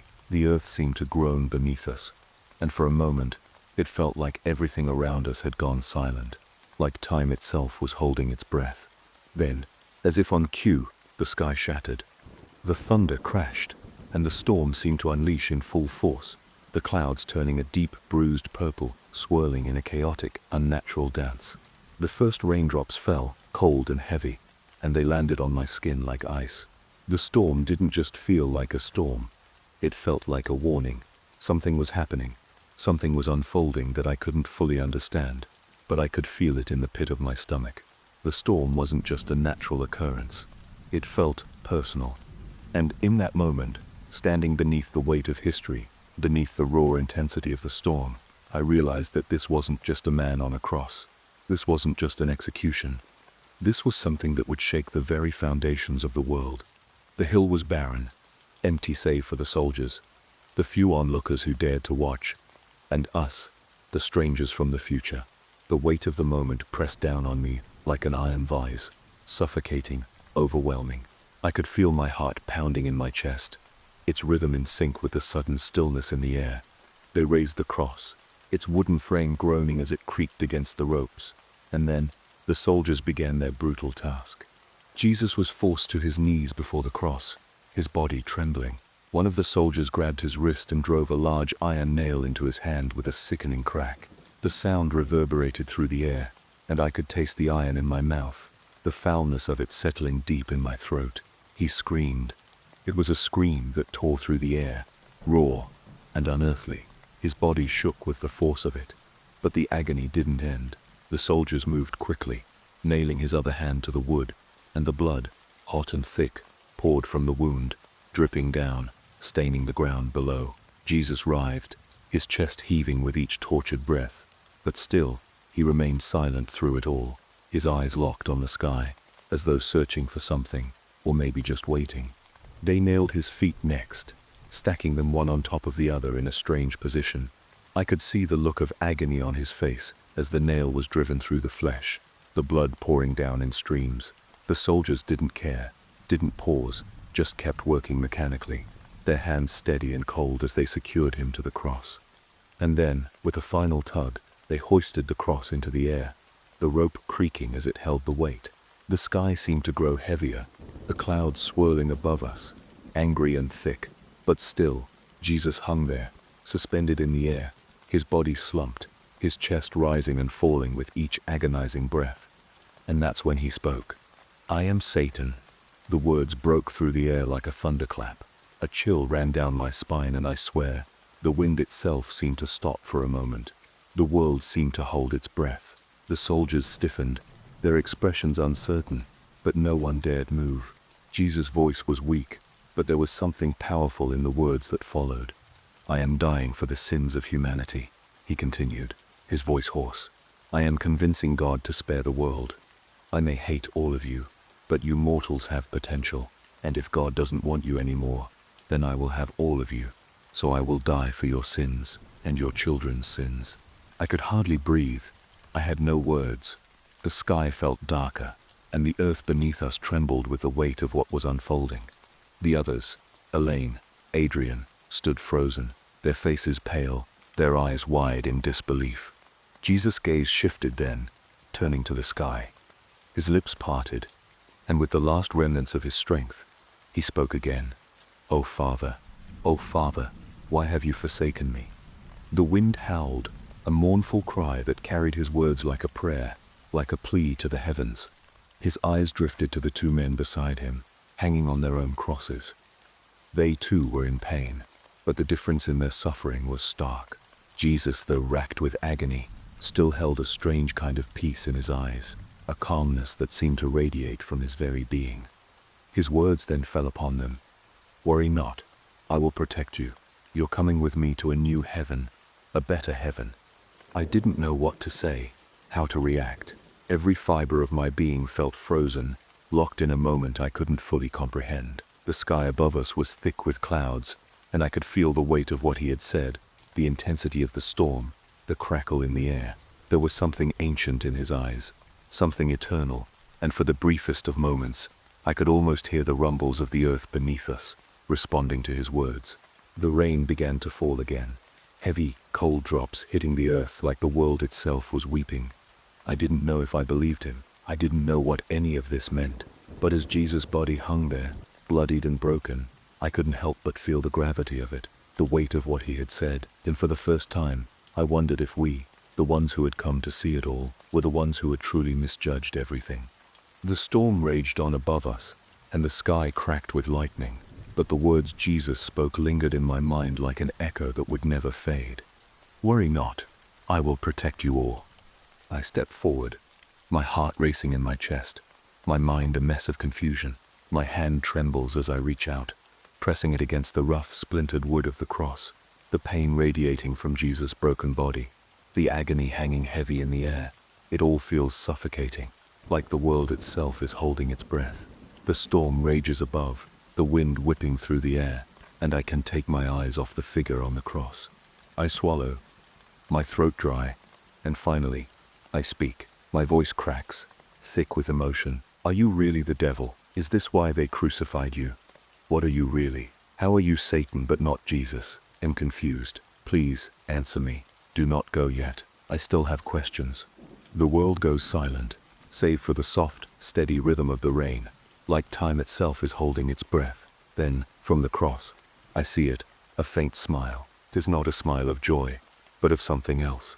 A strange, knowing smile, tinged with sadness and understanding, like this was all inevitable. "I am Satan," The figure on the cross says, his voice barely a whisper, but it carries a weight that presses down on me like the storm above us. I am able to shapeshift into many beings. I am many things. I am a dragon, a snake. I am Jesus. I am even God. I am what I want to be, and what I prefer humanity to see me as. The words hit me like a blow, sinking deep into my chest, leaving me paralyzed. Everything I thought I knew about Jesus, about Satan, about God, everything feels shattered in that moment. The figure on the cross, his body bloodied and broken, still carries a strange calmness in his eyes. It's as if he's at peace, despite the excruciating pain he's enduring. The storm rages, but all I can focus on is his words, words that seem to bend the very fabric of reality itself. My mind struggles to comprehend it all, the weight of it pressing down on me. My thoughts scatter, trying to make sense of what I just heard. I open my mouth, but the words come out shaky, uncertain. You are everything, and nothing. What does that mean? How can you be all of them? How can you be both Satan and Jesus? The figure on the cross just watches me, his gaze piercing through me like he can see every question, every ounce of confusion in my soul. But he doesn't answer, not in this moment, not with words. His silence, it says everything. It says the answer may never come, not in this world, not in this time. The storm rages on, its fury intensifying as the rain pelts down harder and harder, drenching us all. The wind howls, and I feel the weight of it, the weight of everything that just happened. I stand there, my hands still pressed against the cross, trying to understand, trying to make sense of what I've just witnessed. Elaine and Adrian approach, their footsteps muffled by the storm. One of them places a hand on my shoulder, a gesture of comfort, of understanding. They feel it too, the confusion, the disbelief, the weight of the truth we just learned. It's too much, too overwhelming, but somehow we're not alone in it. They feel the same, and for a moment, there's solace in that. I swallow hard, my voice shaky, as I ask one last question. Satan, one last question. Where is Jesus? If you aren't him, is there even a real Jesus? Was there ever a Jesus? Satan, his body broken and bloodied, looks down at me with that same strange, knowing smile. It's the kind of smile that sends a chill down your spine. His words come slowly, carefully, like he's been waiting for this moment, waiting for me to ask. There is no Jesus, he says softly, his voice cold and calm. It's always just been me. I made it all up. The birth, the star in the sky. It's all on me. You know, when my father gave me the earth, he wasn't kidding. This earth is mine, and I make it in my image. God may have made you humans in his image, but I have reshaped you all in ours. The last sentence strikes me like a bolt of lightning, like the truth of the world itself being laid bare in a single terrifying declaration. And then, just like that, he dies. The body on the cross slumps, lifeless, the last breath leaving him in an eerie silence. As if in response, the heavens break open. Lightning strikes the ground with a deafening crack of thunder, and the rain pours down in torrents. The wind whips around us with a strength I've never felt before, as if the world itself is mourning the death of something much bigger than just a man on a cross. And yet, despite the storm, there is something unsettlingly still about the moment. It's as if time itself is caught between the past and the future, unsure of where it belongs. We stand there for a while, not knowing what to do, not knowing what to say. Some people, those who had been watching, turn away, indifferent. After all, he had claimed to be the devil. They don't care much about his death. But for others, like his mother, the loss is overwhelming. She cries, her sobs loud in the storm, a mother mourning her child, a child who had said things that shook the very foundations of the world. I understand now. That's why we weren't taught this part of history. Some things are just meant to be left in the dark. The truth, in all its rawness, is too much to bear, too dangerous. We begin to walk away from the cross, the storm still raging around us. Our steps are heavy, burdened with the knowledge we carry. With the truth we now know, we make our way toward the coffin-like machines, the ones that will take us back to our time, back to our reality. The wind howls, the rain beats against us, but we don't stop. We can't stop. As we enter the machines, I take one last look at the storm outside.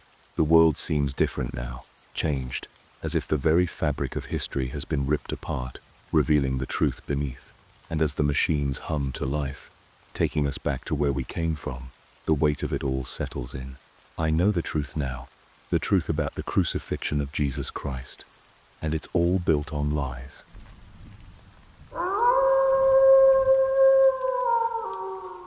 Purgatory is a hunting ground. You hear all the stories about the big two, heaven and hell.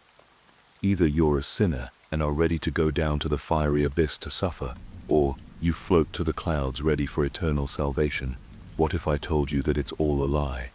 There is one place I never want to end up again. One place where the souls who have something they left behind, those who are missing something, purgatory. Yeah, I went there myself before I was brought back to life. Let me tell you, now, everything you have been told is all a lie. There is no salvation waiting for you, only pain, fear, and the void. Let me go back, so you can understand what horrors you will see, what's waiting for you when you go there. Depression is a hell of a thing, being 23, and having nothing to live for. No job, no family, no friends, you can get the picture. I didn't see any end as a full bottle of sleeping pills rested beside me, staring down at the eviction notice to the crappy one-bedroom apartment. The first pill slipped down my throat, followed by another and another, until there was nothing left, and I looked down at an empty bottle. Laying down on the mattress, I called a bed. By now it had several dents where the springs poked into every nook of my back. I waited, begging to leave this world. That's when the pain came in. The intense pain sizzling into my stomach, wrenching in pain, my head ringing out as I became dizzy. The whole room spun until I was floating in this intense darkness, no sight or sound, just this endless void of black. Blink. I opened my eyes as I looked over an endless forest, trees shooting high into the sky. An eerie mist hung low against the trunks of the darkened trees. It was daytime as I could tell, but everything looked so gray. There was no color there, as if all emotion and heat was sucked from this place. The ground felt hard, as if frozen in time. Not a sound, nor signs of life, just endless rows of trees. The air was as stale as you would think, as if just stagnant, nothing pushing or pulling it to flow. Hello, I called out, but my voice sounded very echoey, as if I was talking in a deep cave, the noise bouncing off every tree trunk and ringing back to me in the silence. Not knowing what to do, I just started walking, as I did not even my footsteps made a noise. It was just silent. After what felt like hours of walking, it had felt like I walked in an endless circle. My head started to spin as disorientation took over. Everything was spinning as I landed on my back with a deep thud, blinking several times as I tried to steady myself and will myself further to get back up. I felt a soft wind brush against my face. To finally have some sense hit against me was like a breath of new life. Standing up full now, I could notice this brilliant glow in the distance. After walking for so long, it was the only thing I could use to pull myself from the nagging dizziness that took me as I pushed onwards at a quickened pace towards this inviting light. I made my way over. As I got closer to it, the light was almost blinding, a stark contrast to the gray that hung to every corner. A figure came into view and the brilliant light dulled. Then there before me was a magnificent figure. His features were completely perfect against his tall frame. In fact, he towered before me, wearing what I could describe as golden armor. If I could compare it to anything, it would be like ancient Roman armor. Flowing from his back were two dove-like wings, neatly tucked in as they hugged against him, reaching down to the backs of his legs. They were white as snow. Long golden blonde hair flowed down past his features perfectly in every way. An angel. I began to question myself. Every religious book showing angels matched this being in front of me. He turned to look at me. His eyes glowed with holy fire. His presence was cold yet commanding. As he eyed me, it was like something clicked in his head. His face contorted into disgust, looking down at me like I was a cockroach ready to be stomped out of existence. Suicide. Blasphemer. The deep, cold voice boomed out over the forest. The tone behind it told me everything I needed to know about these creatures, this angel's intent. As he said this, he drew a large sword from his hip. The long, polished blade rested in an ornate golden hilt. As he drew the sword, it ignited with flames. The heat was intense. My fight-or-flight response was ringing off in my head like crazy, willing me to get the hell away from that thing. I ran. By God, I turned, and I started to sprint from the malice-taken form. Heavy breaths of terror and fatigue flowed from my mouth. as my lungs burned just as much as the angel's sword. Blasphemer! The booming yell almost shook the entire forest as I cried out, my legs carrying me as if on autopilot. I felt a great whoosh of air rush past me, that feeling of hatred closing in behind me as I knew he was coming for me. The intense heat getting closer and closer, my legs giving out. I can't remember if it was fear or if I tripped on something, but I fell. As I did fall, I looked up to see several trees fall beside me. The angel in one swoop of his blade managed to cut down a dozen trees. That's when I laid eyes on the skies of this place, the sunlight exposed through the few open cracks that the fallen trees had given. But there was no heat. It was just this gray ball of light raining over this forest. But I had no time to really think about. From the clearing the angel left, I spotted it, the intense light speeding closer and closer towards me, the air giving off an intense pressure as it did, a booming roar of anger following in its wake. Move! I have to move! I could feel that instinct kick in, and I rolled. As the angel collided with the ground, it sent out a shockwave, as I could feel the flame of the sword burn the side of me facing it. The shockwave also sent me flying into a nearby tree. As I collided with the thick trunk, several parts of it splintered behind the force of me hitting it. As I cried out in pain, landing rather harshly with the cold ground, thankful as I didn't feel anything crack or break, though I could still feel the intense pain across my back. The air forced out of me in one harsh, rugged breath. Where the angel had landed was a large crater. As I blinked, the force of the attack had left my head spinning. A harsh ringing met my ears. The angel was already on his feet, staring me down, almost toying with me, like a lion ready to pounce on its prey. That deep voice ringing out over the forest once more as it spoke, the feeling of hatred and disgust behind every word. The sinner and blasphemer will meet their end. All of this is for nothing. You shall perish before me, and your soul shall be delivered to the Almighty. You are but an insect beneath his eternal gaze. The angel took one step towards me. The gravity of its presence in this dark place was crushing, as if the first itself rumbled in fear of his presence. But I wasn't waiting for my fate. The burn marks that covered the portion of my body was stinging, reminder of what it would do to me without a second thought. With one pained and sluggish movement, I moved to the dense tree line. Behind me I could hear what was almost a pained grunt from the angel. Moving to the trees, the hateful pressure lifted off from behind me. The intense heat moving upwards, the whooshing sound followed by the loudest flapping of wings was intense and terrifying all in one. I rounded several trees as I shakily limped my way from it, begging for it all to stop, for after all the angels were supposed to be the good guys, right?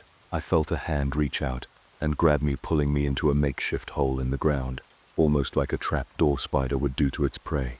I let out a muffled yelp as a woman held her hand over my mouth, and with the other she held a finger to her lips, willing me to keep quiet. From the top of the cave I could hear several whooshing sounds as the angel passed back and forth several times. Each time it passed I could feel it was more desperate to find me, until finally we heard a large thud from above us, the intense pressure weighing down on us, keeping us still in the moment. The deep voice rang out again. The sinners hide like vermin. Blasphemers, whores, and heretics hide as if their fate will change. You will soon hear my rejoice as all of your souls are brought before him. A long horn noise bellowed out among the dark trees. The deep rumbling shook the whole forest.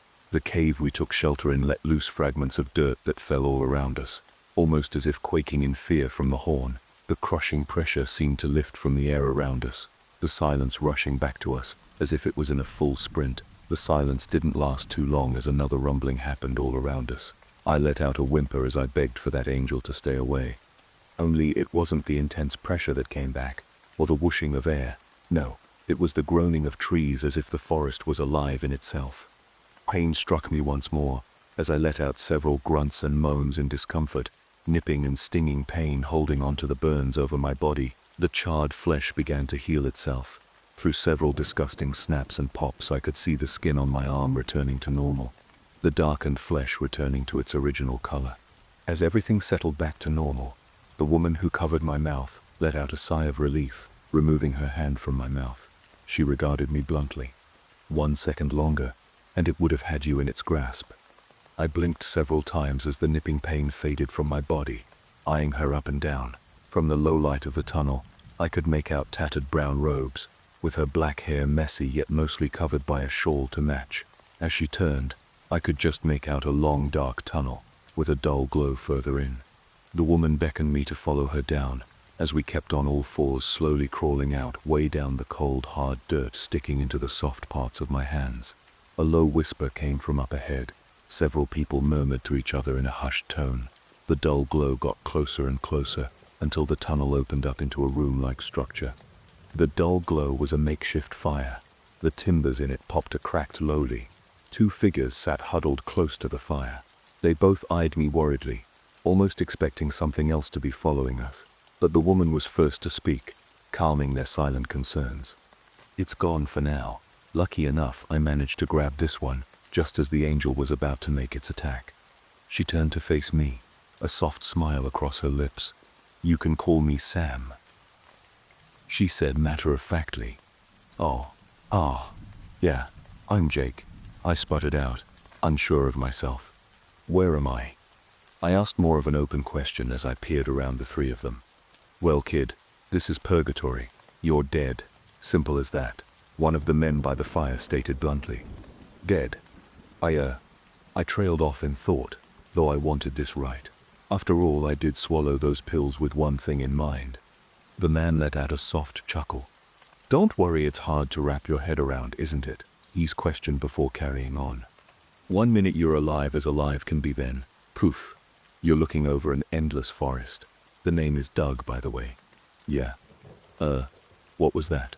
Surely that can't be an angel. They're not, supposed to kill us? They are supposed to be the good guys, right?" I looked over at Doug, questioning everything. He gazed into the fire. The look on his face gave it away. He was trying to find a way to let me down softly. Finally, he let out a deep sigh, his gaze returning to me as my questions hung in the air. "It's all a lie, kid. All of it. There is no hell or demons. No rainbow bridge taking you the promised lands. All we are to them is fuel. As they drive the sword into you, it burns the last of your body away, as your soul is taken to what you would think is heaven. But it's all bullshit. Your soul is sucked into the clouds as the angels grow stronger, and as you can guess, there are all pompous pricks. They only see us as fuel to the fire, as vermin." The weight of his words bore down on me like a ton of bricks. I was breathing heavily as he told me everything. How could you know all this? Surely that can't be right. I'm not even religious, and I know they tell stories about how we all go to eternal peace in the clouds. I sputtered out to the 3, as they gazed at each other, but their eyes landed on the last man, as he came closer to the fire. It was an old man, with balding white hair. He was wearing robes that priests usually wear.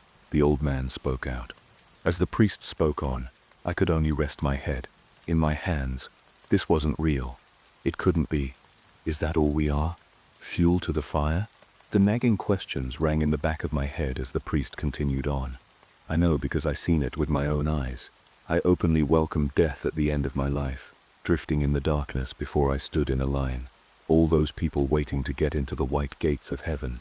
Only then did I truly see past the lies, as it was near my turn to step into what I thought was eternal paradise. I saw it. Those who went in front of me were being slaughtered by the angels, their souls being sent upwards into this swirling vortex of clouds, blue streaks flowing towards the sun, to the Eternal One, to God. I watched this all, but I wasn't going to commit myself to that fate. I couldn't. The angels could sense it too. They stopped to look at me, hatred behind those eyes. Oh, how they have so much hatred for us. But I looked around me and took a leap of faith. As those angels came for me, I jumped into the darkness, and I woke up here. This forest has held me here ever since then. Those we can get to, we try to save. But as you can see, we haven't been able to get too many. The angels are relentless and ruthless. That's enough, Sam called out. Can't you see he has been through enough? Let him get some rest first before you make him lose his sanity in one go. The old man huffed and turned. Seeing annoyed to be interrupted like that, he made his way further into the tunnels as I was left with Sam and Doug. Sam resting a hand on my shoulder. Come, sit and rest by the fire. I sat down on the cold floor, resting against the tunnel walls as I gazed into the fire, trying to come to terms with this new reality. Don't mind Father Donovan too much. He has had it the worse than any of us, really and truly, to being a man preaching of the eternal love of God for so long, preaching over and over again how the angels are here to shepherd us to salvation. Sam mused for a second before carrying on. Sam took a second to sit beside me, sighing softly as she peered in the direction the old priest wandered off. He cares, Jake. Though he may seem serious and sour all the time, he really does care for everyone that comes here. That's when Sam's gaze lifted to meet mine, a more serious expression painted across her face. I suppose in a twisted sense they do still shepherd us, though in a more horrific way than told in the good book and not in the way you would think. He saved me when I first came here. I was in the same situation as you, being chased down as the angel roared out that I was a heretic. You see, Jake, where I came from, God isn't the God you know. Where I come from, the world is a completely different place. Women are supposed to stay quiet and heed the beckoning of dear husband's word, and that's what happened to me. She took a moment, letting the words sinking in, but I could tell she was internally questioning if she should tell me the next part. Closing her eyes with a soft sigh, she told me. As Sam told me of her story, I could see the fire cast an eerie shadow over her, darkening one half of her face as she told me her story. A bit lost in the moment, I let out a soft. I decided that I wanted to be different and speak out. Why should we all keep our opinions silent? An opinion can change the world if spoken with enough passion, right? Yeah, of course. Well, the men I knew in life didn't think so. Most of the time they just ignored me and told me to be silent. My word wasn't worth much compared to my husband's, but the more they ignored me, the more I pressed on, the more it drove me to keep pushing. It hit a breaking point. I was dragged before a council of elders that told me I didn't value the teachings of our God, that I should be shunned and punished for my blasphemy to the Holy One. Sam shook her head softly at that. She peered up to me, a soft tear running down her face.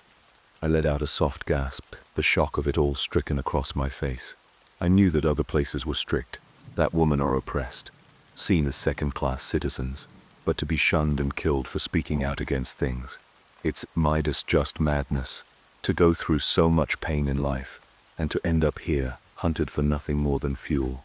It really changes perspectives of my own life. Hearing this all made me really reflect how selfish I was. I was stoned to death, Jake. I was dragged into the street and flogged.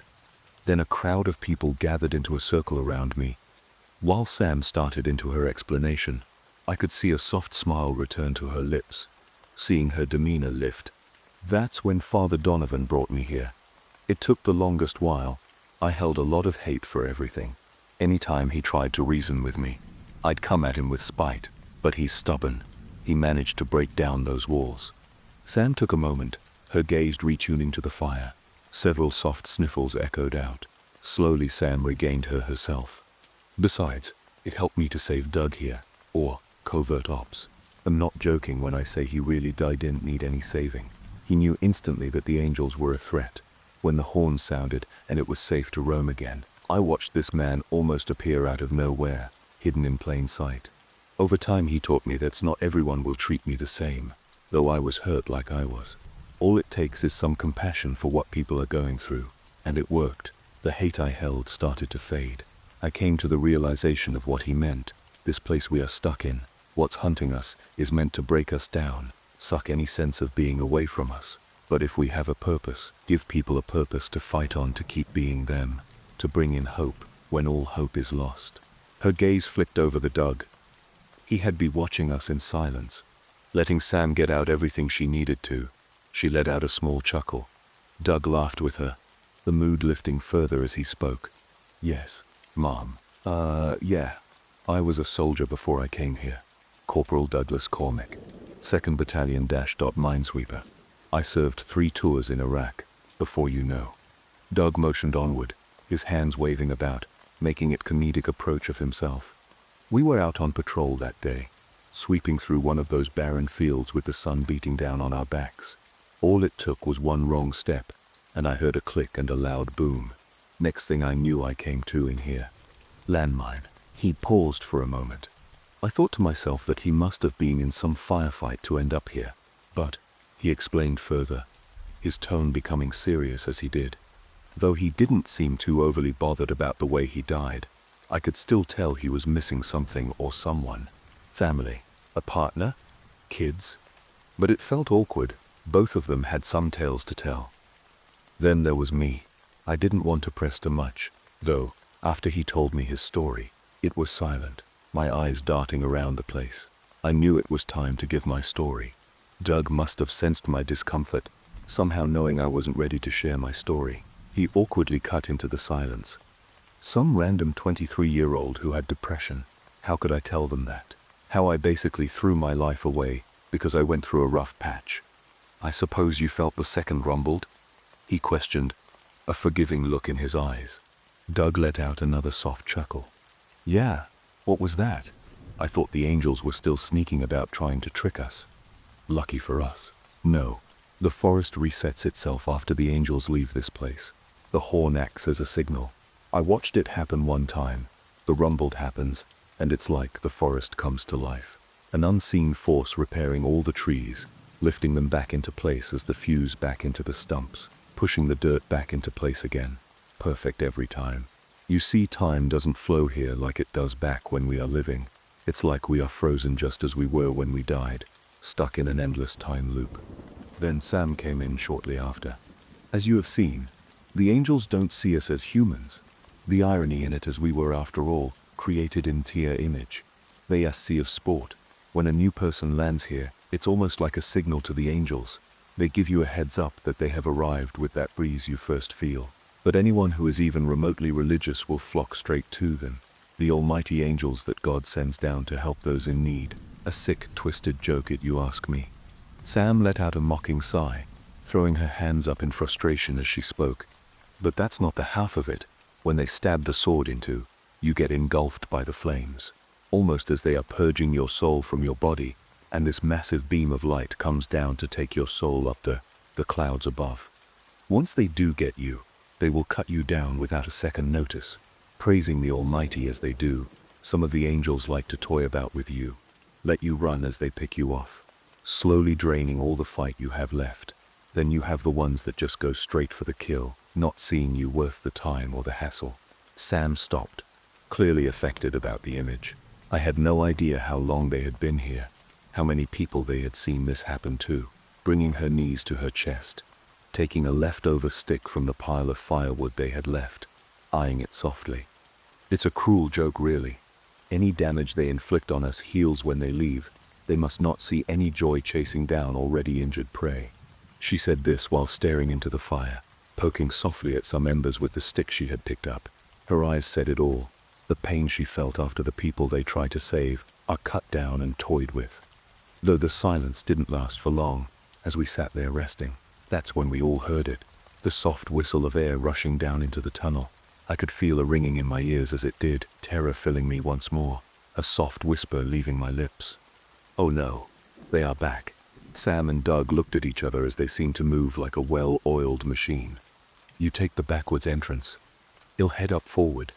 Remember, Sam, if we can't get them without risking ourselves, we leave them. We can't, and I repeat, we can't save them all. We crawled towards the entrance.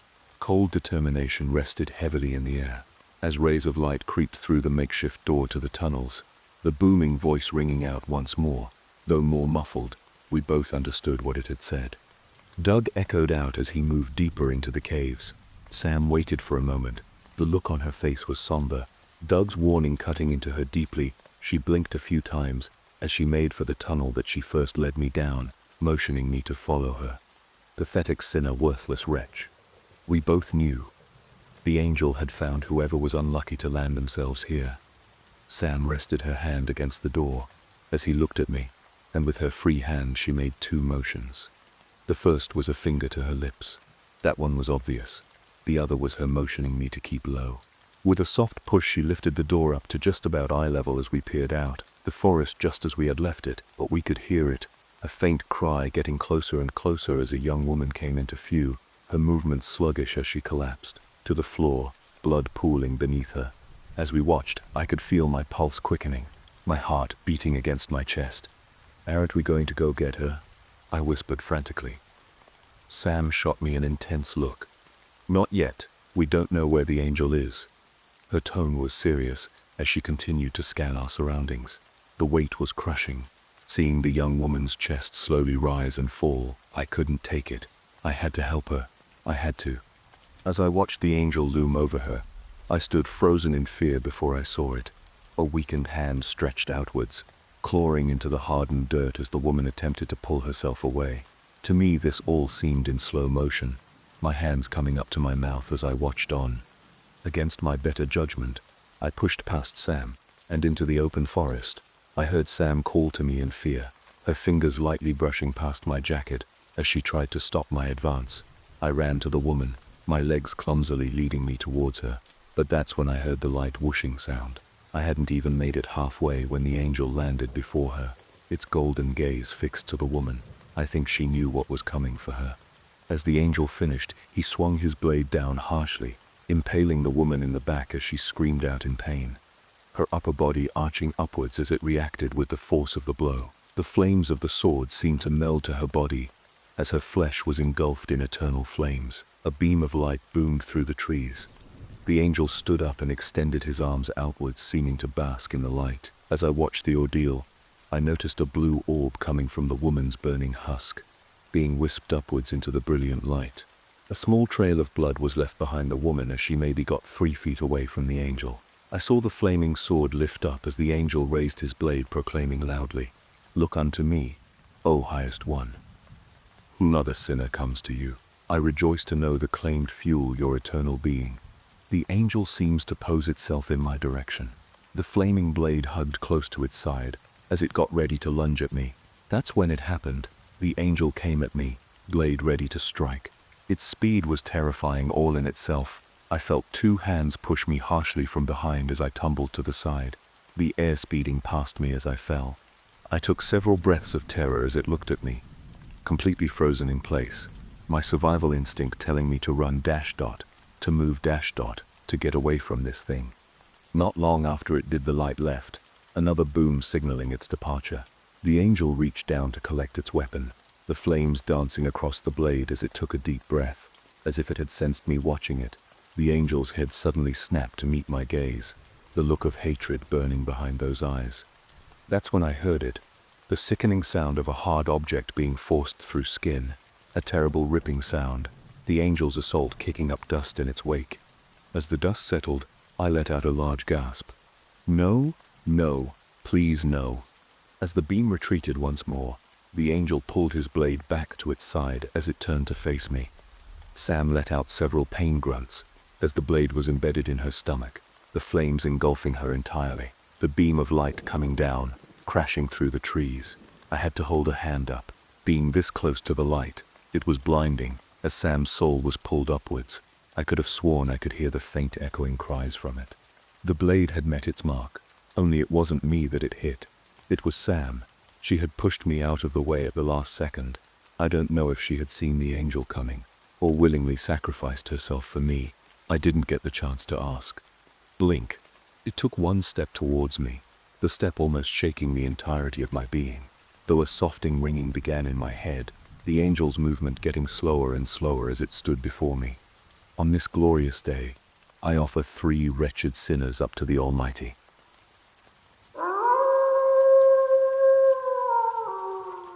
I don't know what my wife is. Our wedding night began with a question. A question that seemed so out of place in the brilliance of our joyous celebration that I initially mistook it for a joke. I couldn't resist chuckling a little. She didn't laugh, not even a smirk. Her expression was as blank as a mannequin. She was clearly dead serious. Something appeared to change in the air around her. The stranger danger alert, which most of us had imprinted in our brains as soon as we were old enough to talk and walk, sounded like a tiny siren in my head. As if the woman I dated for 5 years and joyfully married, as if the woman I laid in bed with and gazed fondly at is a stranger. I shoved the worry to the back of my mind, since, at the time, it didn't make sense. Sophia? A stranger? Perhaps I did have too much champagne. I'm not sure why. In light of all that has transpired, I've decided to make this public. Perhaps the guilt has tilted the scales in my consciousness, or perhaps I have finally grown a backbone. I thought I was doing something good, or at least the lesser of 2 evils.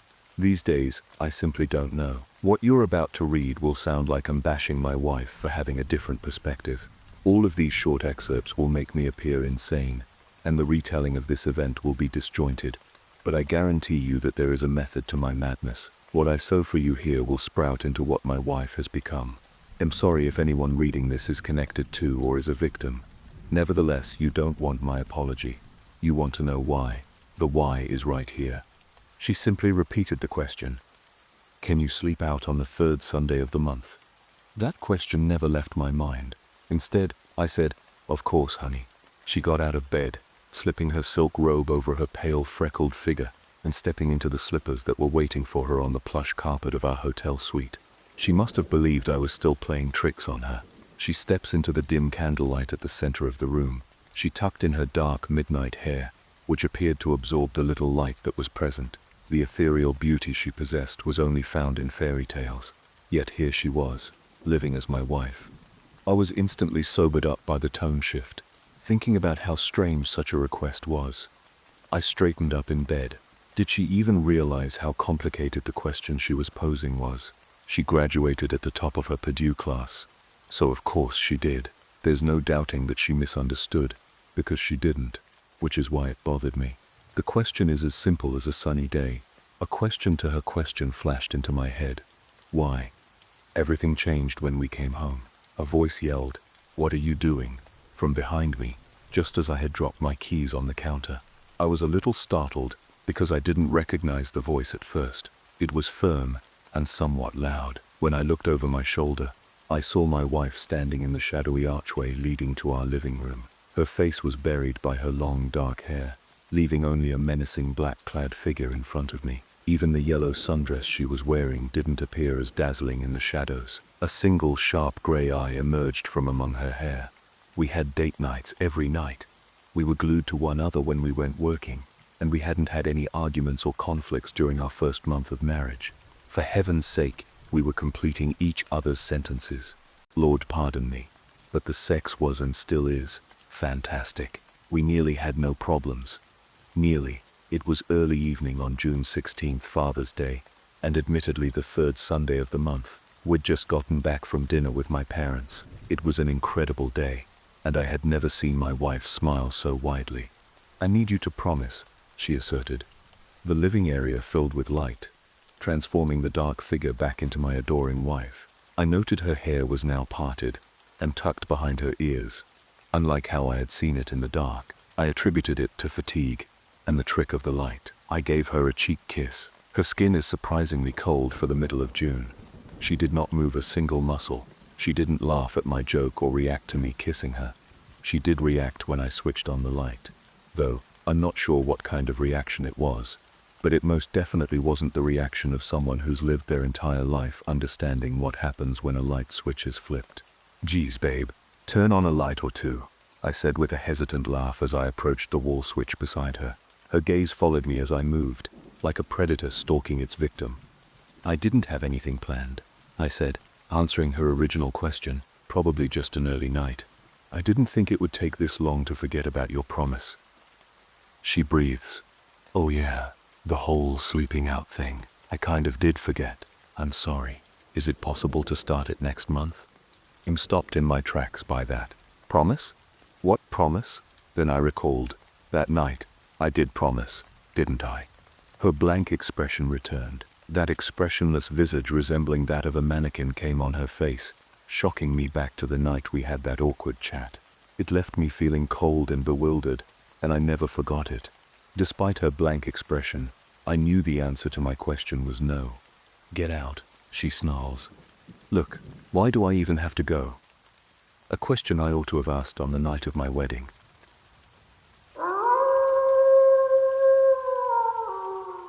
Don't let her fool you. I tilted my head as I read my mother's strange text. There was no context in a previous conversation or build-up to warrant the strange cryptic message. I hadn't texted my mother in a few hours, and even then, it was to remind her to pick up dog food on her way home from church that night. "Who are we talking about?" I replied and waited. Nothing. My dog, Lucy, suddenly lifted her head before letting out a series of loud barks as she ran towards the front door. The unexpected loud noise caused me to jump in my seat. My dog stared at the door and barked intensely. The door's window looked obscured by the darkness of the night outside, like an inky veil hiding whatever was making my dog nervous just behind it. I slid off my gaming headphones and began approaching the door. As I stepped down the hallway towards the door, I felt a strange unease as I looked at the doorknob, unlocked. We always lock our doors once the sun sets, but with my parents gone and myself distracted by my game, the thought of doing so had escaped my mind. As I reached the door, I quickly moved my hand and locked it before flipping on the porch light. The curtain of darkness was pulled back to reveal an empty porch. I scanned what little of the yard I could see through the window, looking for any sign of movement in the darkness, but there was none. I shushed my dog, assuming she was alerting over a bad dream or a reflection she saw in the window. She stopped barking but remained alert, staring at the door with perked ears. I went around the house, locking the other two entrances before sitting back down on the couch. I took out my phone and looked down at my mother's message again. "Don't let her fool you." I clicked the call button. At this point I was wondering if she had meant to send the message to someone else. If she hadn't though, I wanted to know who the message was talking about and how they were trying to fool me. The phone rang a few times before going to voicemail. Lucy came over and sat down next to me, looking around the room with great unease. "What's gotten into you?" I said as I reached down and patted her head. Without warning, Lucy lurched to her feet and began barking intensely at the back door. "Now," startled. I tried calming her, but she refused to be pulled away or settled. "There is nothing out there," I said as I ran my hand over the hackles across her back, her barking refusing to stop. I stepped to the door and pulled the string that opened the faux blinds that obscured the window. "See? No one is there." I flipped on the light to the back porch to get a better view. As the light illuminated the porch, that was when I saw it on the door, something that was unnoticeable without the light from outside. A small round patch of fresh condensation on the outside of the window. I looked closer, not understanding at first what I was looking at, or the implication it brought. I stepped back as the realization hit me like a ton of bricks. Something was just standing right outside my door. I jumped as I felt my phone buzz in my pocket. Taking it out, I could see a new text from my mother. "I need your help. I'll be home soon." I quickly began typing out a reply. "Mom, something weird is going on here. I think someone is walking around the house." After sending the message, I remembered the cameras my parents had installed on the four corners of the house. I figured if someone was sneaking around and looking for a way to break in, they would show up on the camera. The app buffered for a few seconds before opening to the live camera view. I sat surprised as I looked at the screen. 3 of the 4 cameras were offline. Confused, I opened the motion recording section of the app. Think perhaps the cameras caught something before going offline. Nothing. There wasn't a single recording on the app.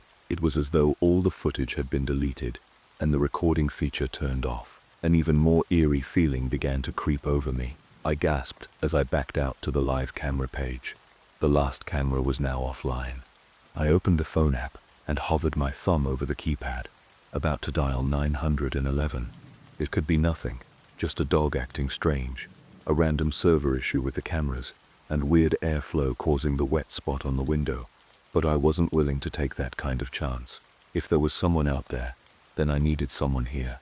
I had just finished typing in the 3 numbers when a sharp series of knocks rang out from my front door. My heart sank, and I flinched as Lucy ran back to the front door, letting out a new flurry of her aggressive barks.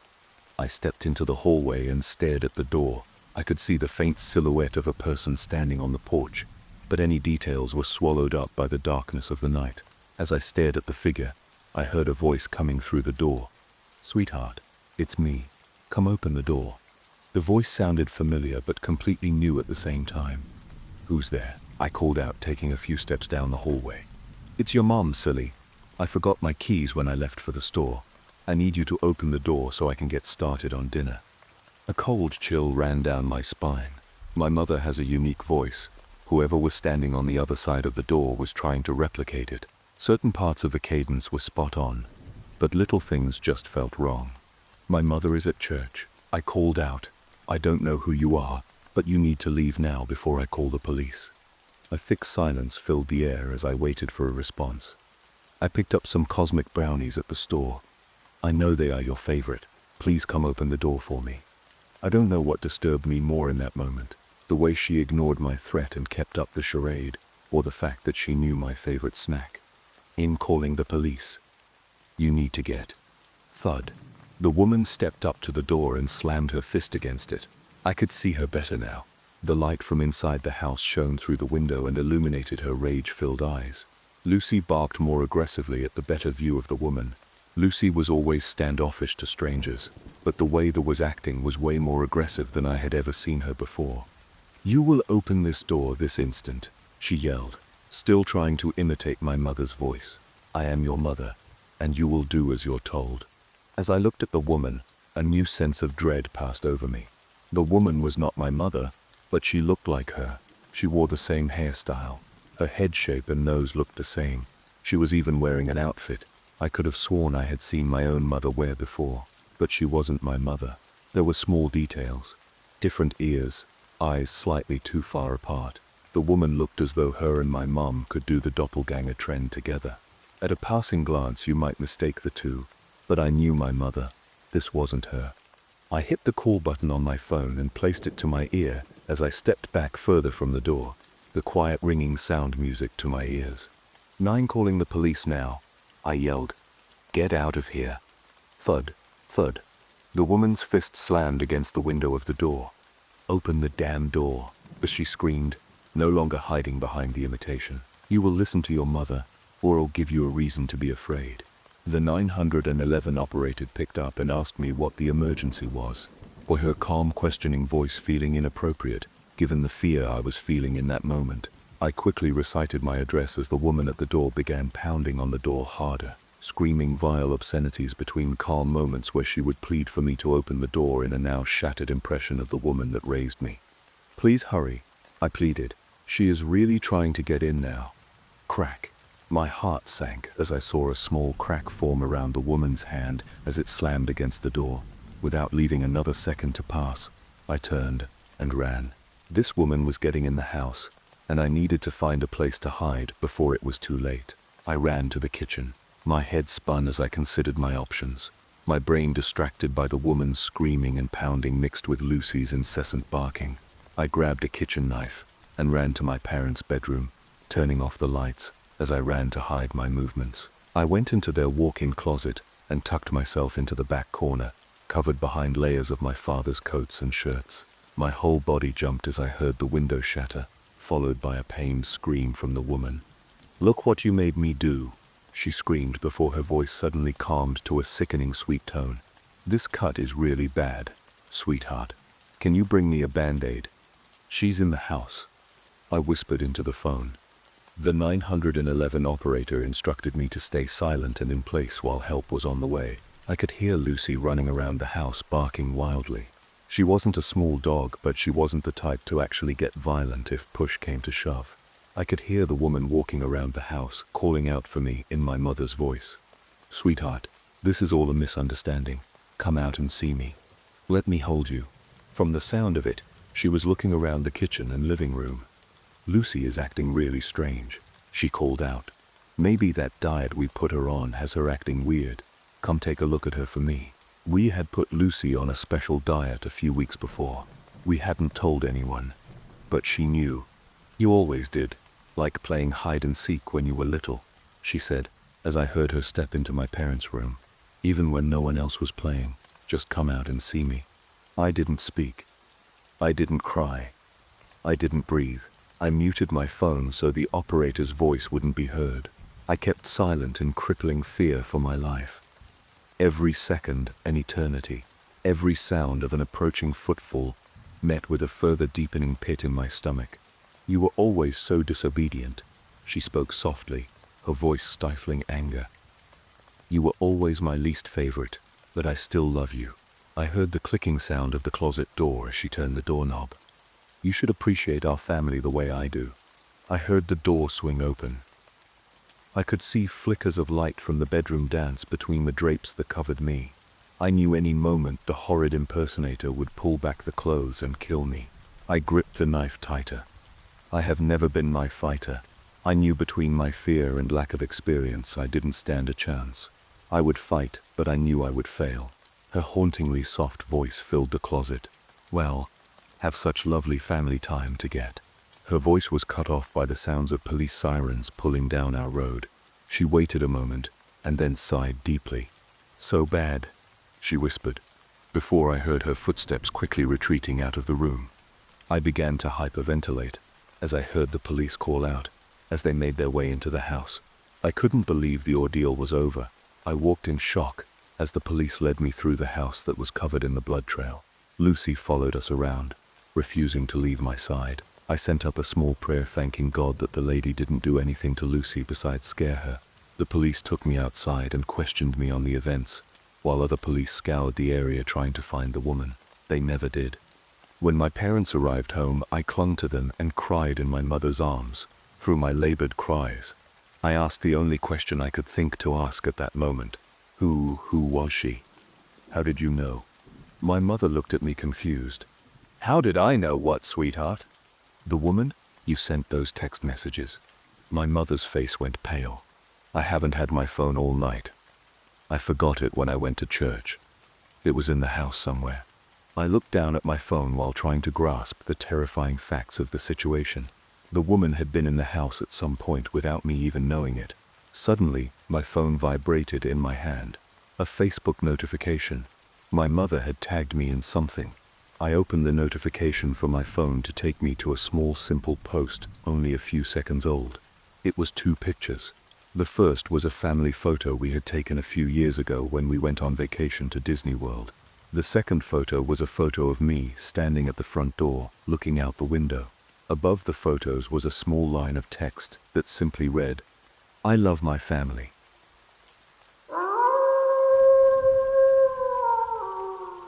Endless wishes. Noe found the artifact in an old bazaar, at an eerie old stall, with an eerie old woman running it. She glared over a peevish smirk, my being a foreigner and all, and offered me, in clear but reluctant English, a wrinkled, desiccated piece of fruit. I declined, asking rather about this item and that, her being all the time very eager to assist me in buying whichever of her goods I expressed the most interest in. Except one. An old artifact, forged of some kind of smooth stone, shaped like an off-kilter sphere resting oddly, almost floating, upon a smooth black platform. I pointed, my interest piqued, and she looked, her head ricocheting back the moment she realized the point of my finger's focus. "No, sir, this I cannot sell." This refusal stimulated a mild interrogation. Was it priceless?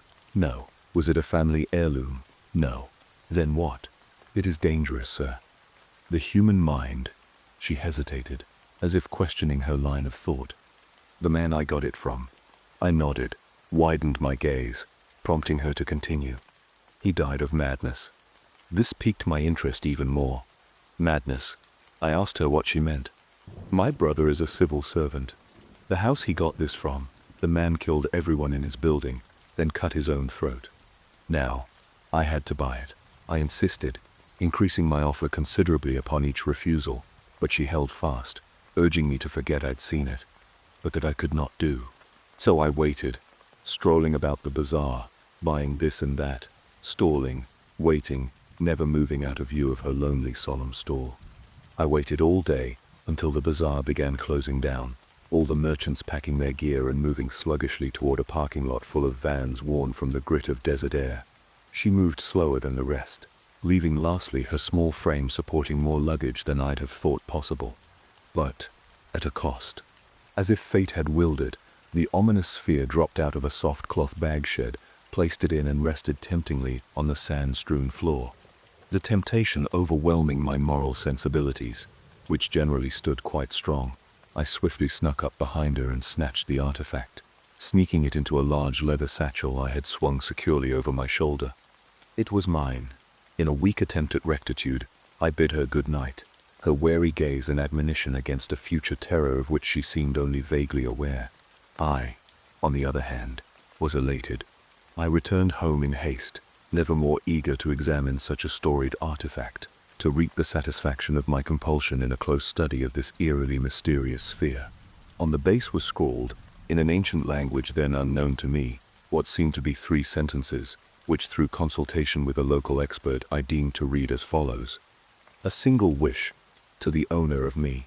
With utmost caution, wish carefully. A wish undone, such a wish is none.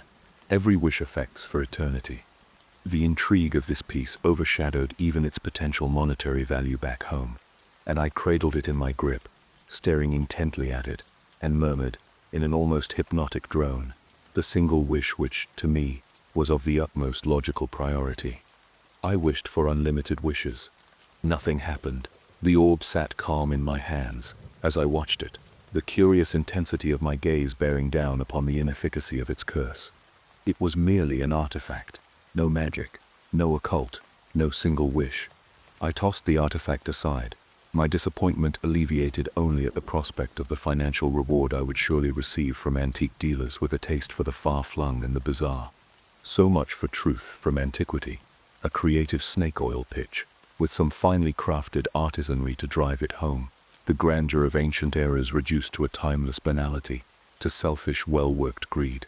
I stared at the artifact once more, a futile expectation of deliverance, a frustrated desire for something to come of this. I froze, slightly awestruck, the anticipation of this ancient majesty having been at least partly fulfilled. The text on the base had changed. According to the translator, the new words read as so: there is no sequence of wishes of unlimited scope. Neither none, neither one, nor a number above. You have no recourse, no silence, no pressing, but an endless refrain of ever more wishing. My enthusiasm quickly gave way to a deep, mortal terror. I had to think through the consequences of this wish. A sequence of 0 wishes was not possible. I had to wish. But any non-zero sequence of wishes would of necessity fall short of unlimited. No finite sequence of wishes could be fulfilled. Neither none, neither one, nor a number above. I would be wishing not only for the rest of my life, but for all eternity. Frantic, seized with terror to my spirit's depths, I lunged for my bag and grasped my pistol, raising its cold steel barrel to my ear. May no desire be fulfilled. The gun vanished from my grip, and I began to pray.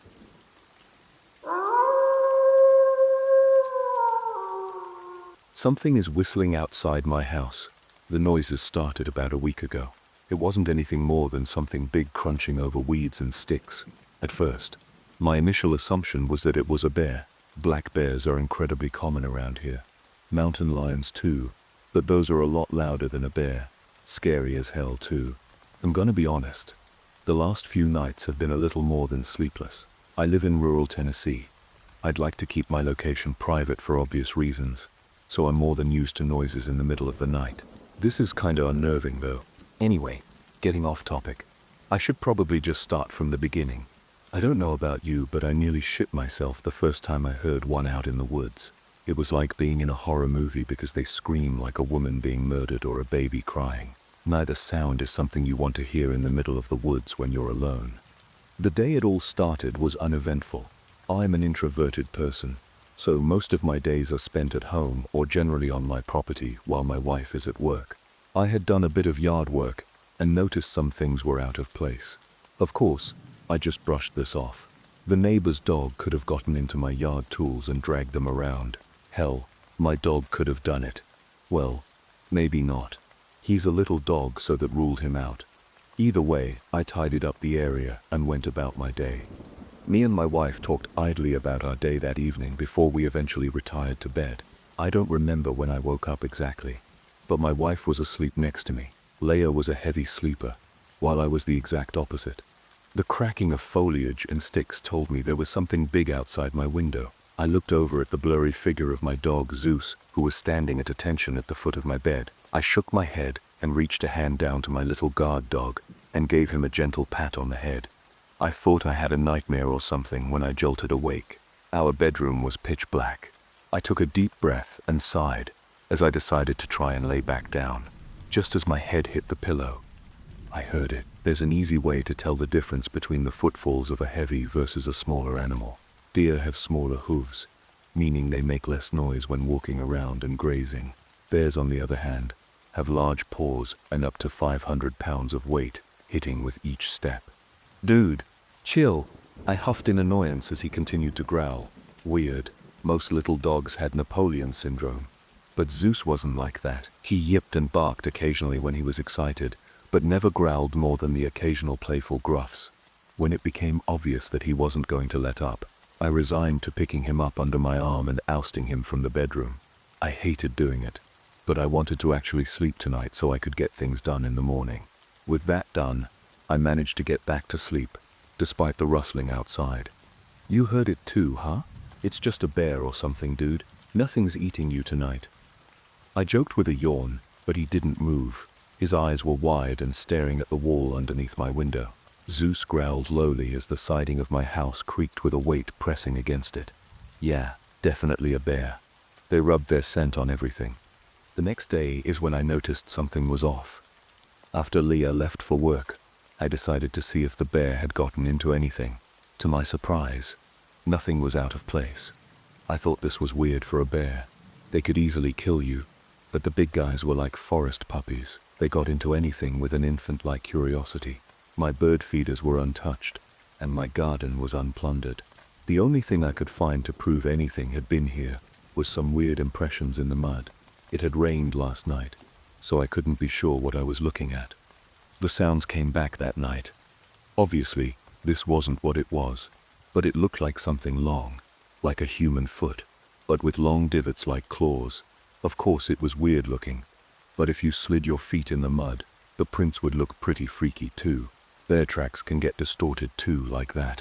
I didn't think it was anything to mention to my wife. She slept through the whole thing, so I didn't see a need to freak her out. The bear was miles away by now. Nothing to worry about. I was sleeping peacefully until my dog started to growl, or he wasn't on the bed, and I groaned in annoyance at him. This nightly routine was starting to affect my mental state. It wasn't a great feeling to be awoken from sleep suddenly every night. They were there every night for the next 4 days. I was awoken each time by the noises of trampled weeds and the creaking siding of the house. Zeus wasn't having any of this either, and would growl every time this started. I still said nothing to my wife, because I assumed this was a normal animal. It was last night that the whistling started. I swear to God. Zeus, I muttered, as I sat up and snatched my glasses from the nightstand. I was about to, once again, take him to the living room to sleep when I heard it. Now, I know what a person whistling sounds like, and that is exactly what I heard. It wasn't a tune or anything, just one long continuous note that occasionally drifted into high and low notes like a wave. Now this scared me. I live on a back road with nothing, for almost 10 miles.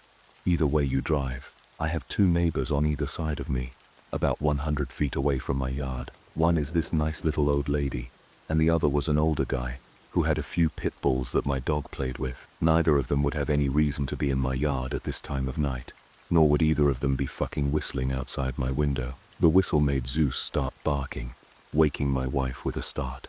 What? I said, looking around the dark room and rubbing her eyes as if that would help her vision adjust any faster. Chris, what the fuck is that? Leah asked with a whisper as she reached for the lamp on her side of the bed. I grabbed her arm quickly, hoping it wasn't too rough in my haste to stop her. Zeus was still barking, and was now on the floor, clawing at the wall with dull claws that did nothing. My eyes had adjusted enough to the darkness that I could see her face contort from confusion to fear, as she heard the sound over Zeus barking. Don't, I whispered, looking at her with equally wide eyes. I'm gonna call the cops. Make sure the front and back doors are locked. Keep the lights off. We both slowly crept out of bed, as Zeus' barks became muffled, once leaving into the rest of the house. Cell reception isn't great out here, so we have a house phone. As Leah went past me to double-check all the locks, I grabbed the phone and dialed 911. 911? What is the address of the emergency? The operator sounded tired, which made sense since I saw the time from the wall clock read 2:55 a.m. It's 123 Blank Road. I gave the address with a hushed urgency as I stepped to peek past the curtain to the front porch. It was impossible to see anything out there, so I stepped back as I heard their faint typing. Okay, and what's the emergency? What are they doing? The operator asked, as there was more typing. There is this guy. Or well, I guess I don't know who's out there. I started and glanced back towards the hall that led to our room. But there's someone on my property, and I want an officer here as soon as possible. I finally got my thoughts together. Nothing really. They're whistling. I know that doesn't sound like anything, but I'm worried there might be more people who might try and break in. I said, adding on to my answer quickly so as to not be dismissed. There was a pause on the other side of the line before I heard a faint sigh. They must have forgotten to mute themselves, and I tried to swallow my frustration. All right, I'll have an officer head your way. It'll be about 30 minutes to get someone over there. Do you need me to stay on the line? They asked, but obviously didn't want to do this. Is someone coming? Leia whispered, still scared from the situation we found ourselves in. I nod, tossing the phone onto the couch. No, it's fine. Thank you. I should have made them stay on the phone, but decided against it.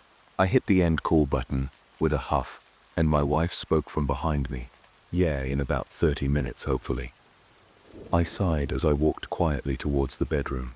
I could hear Zeus barking, so I assumed the person was still outside. We made the collective decision to stay in the living room with our backs to the far wall. Leia watched the kitchen doorway while I watched the front door and nearby window. We didn't have anything in means of defense, but I did have a lamp directly behind me that could feasibly be used for some blunt force trauma. Those next 30 minutes were the longest of my life. I was so thankful when red and blue lights pulled up the small hill of my driveway. I opened the door and flipped the porch light on before the officer got the chance to get out of his car. I didn't know him by name, but this county was small, so I had seen him around before. Average height, with a bit of a gut and age starting to show in his face.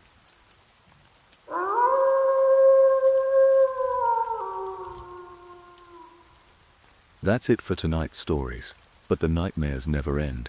If you enjoyed these chilling tales, don't forget to like, subscribe, and hit the bell so you never miss a new upload. Got a scary experience of your own? Share it in the comments. I just might feature it in a future video. Until next time, stay safe, stay curious, and remember, some things are scarier than they seem in the dark.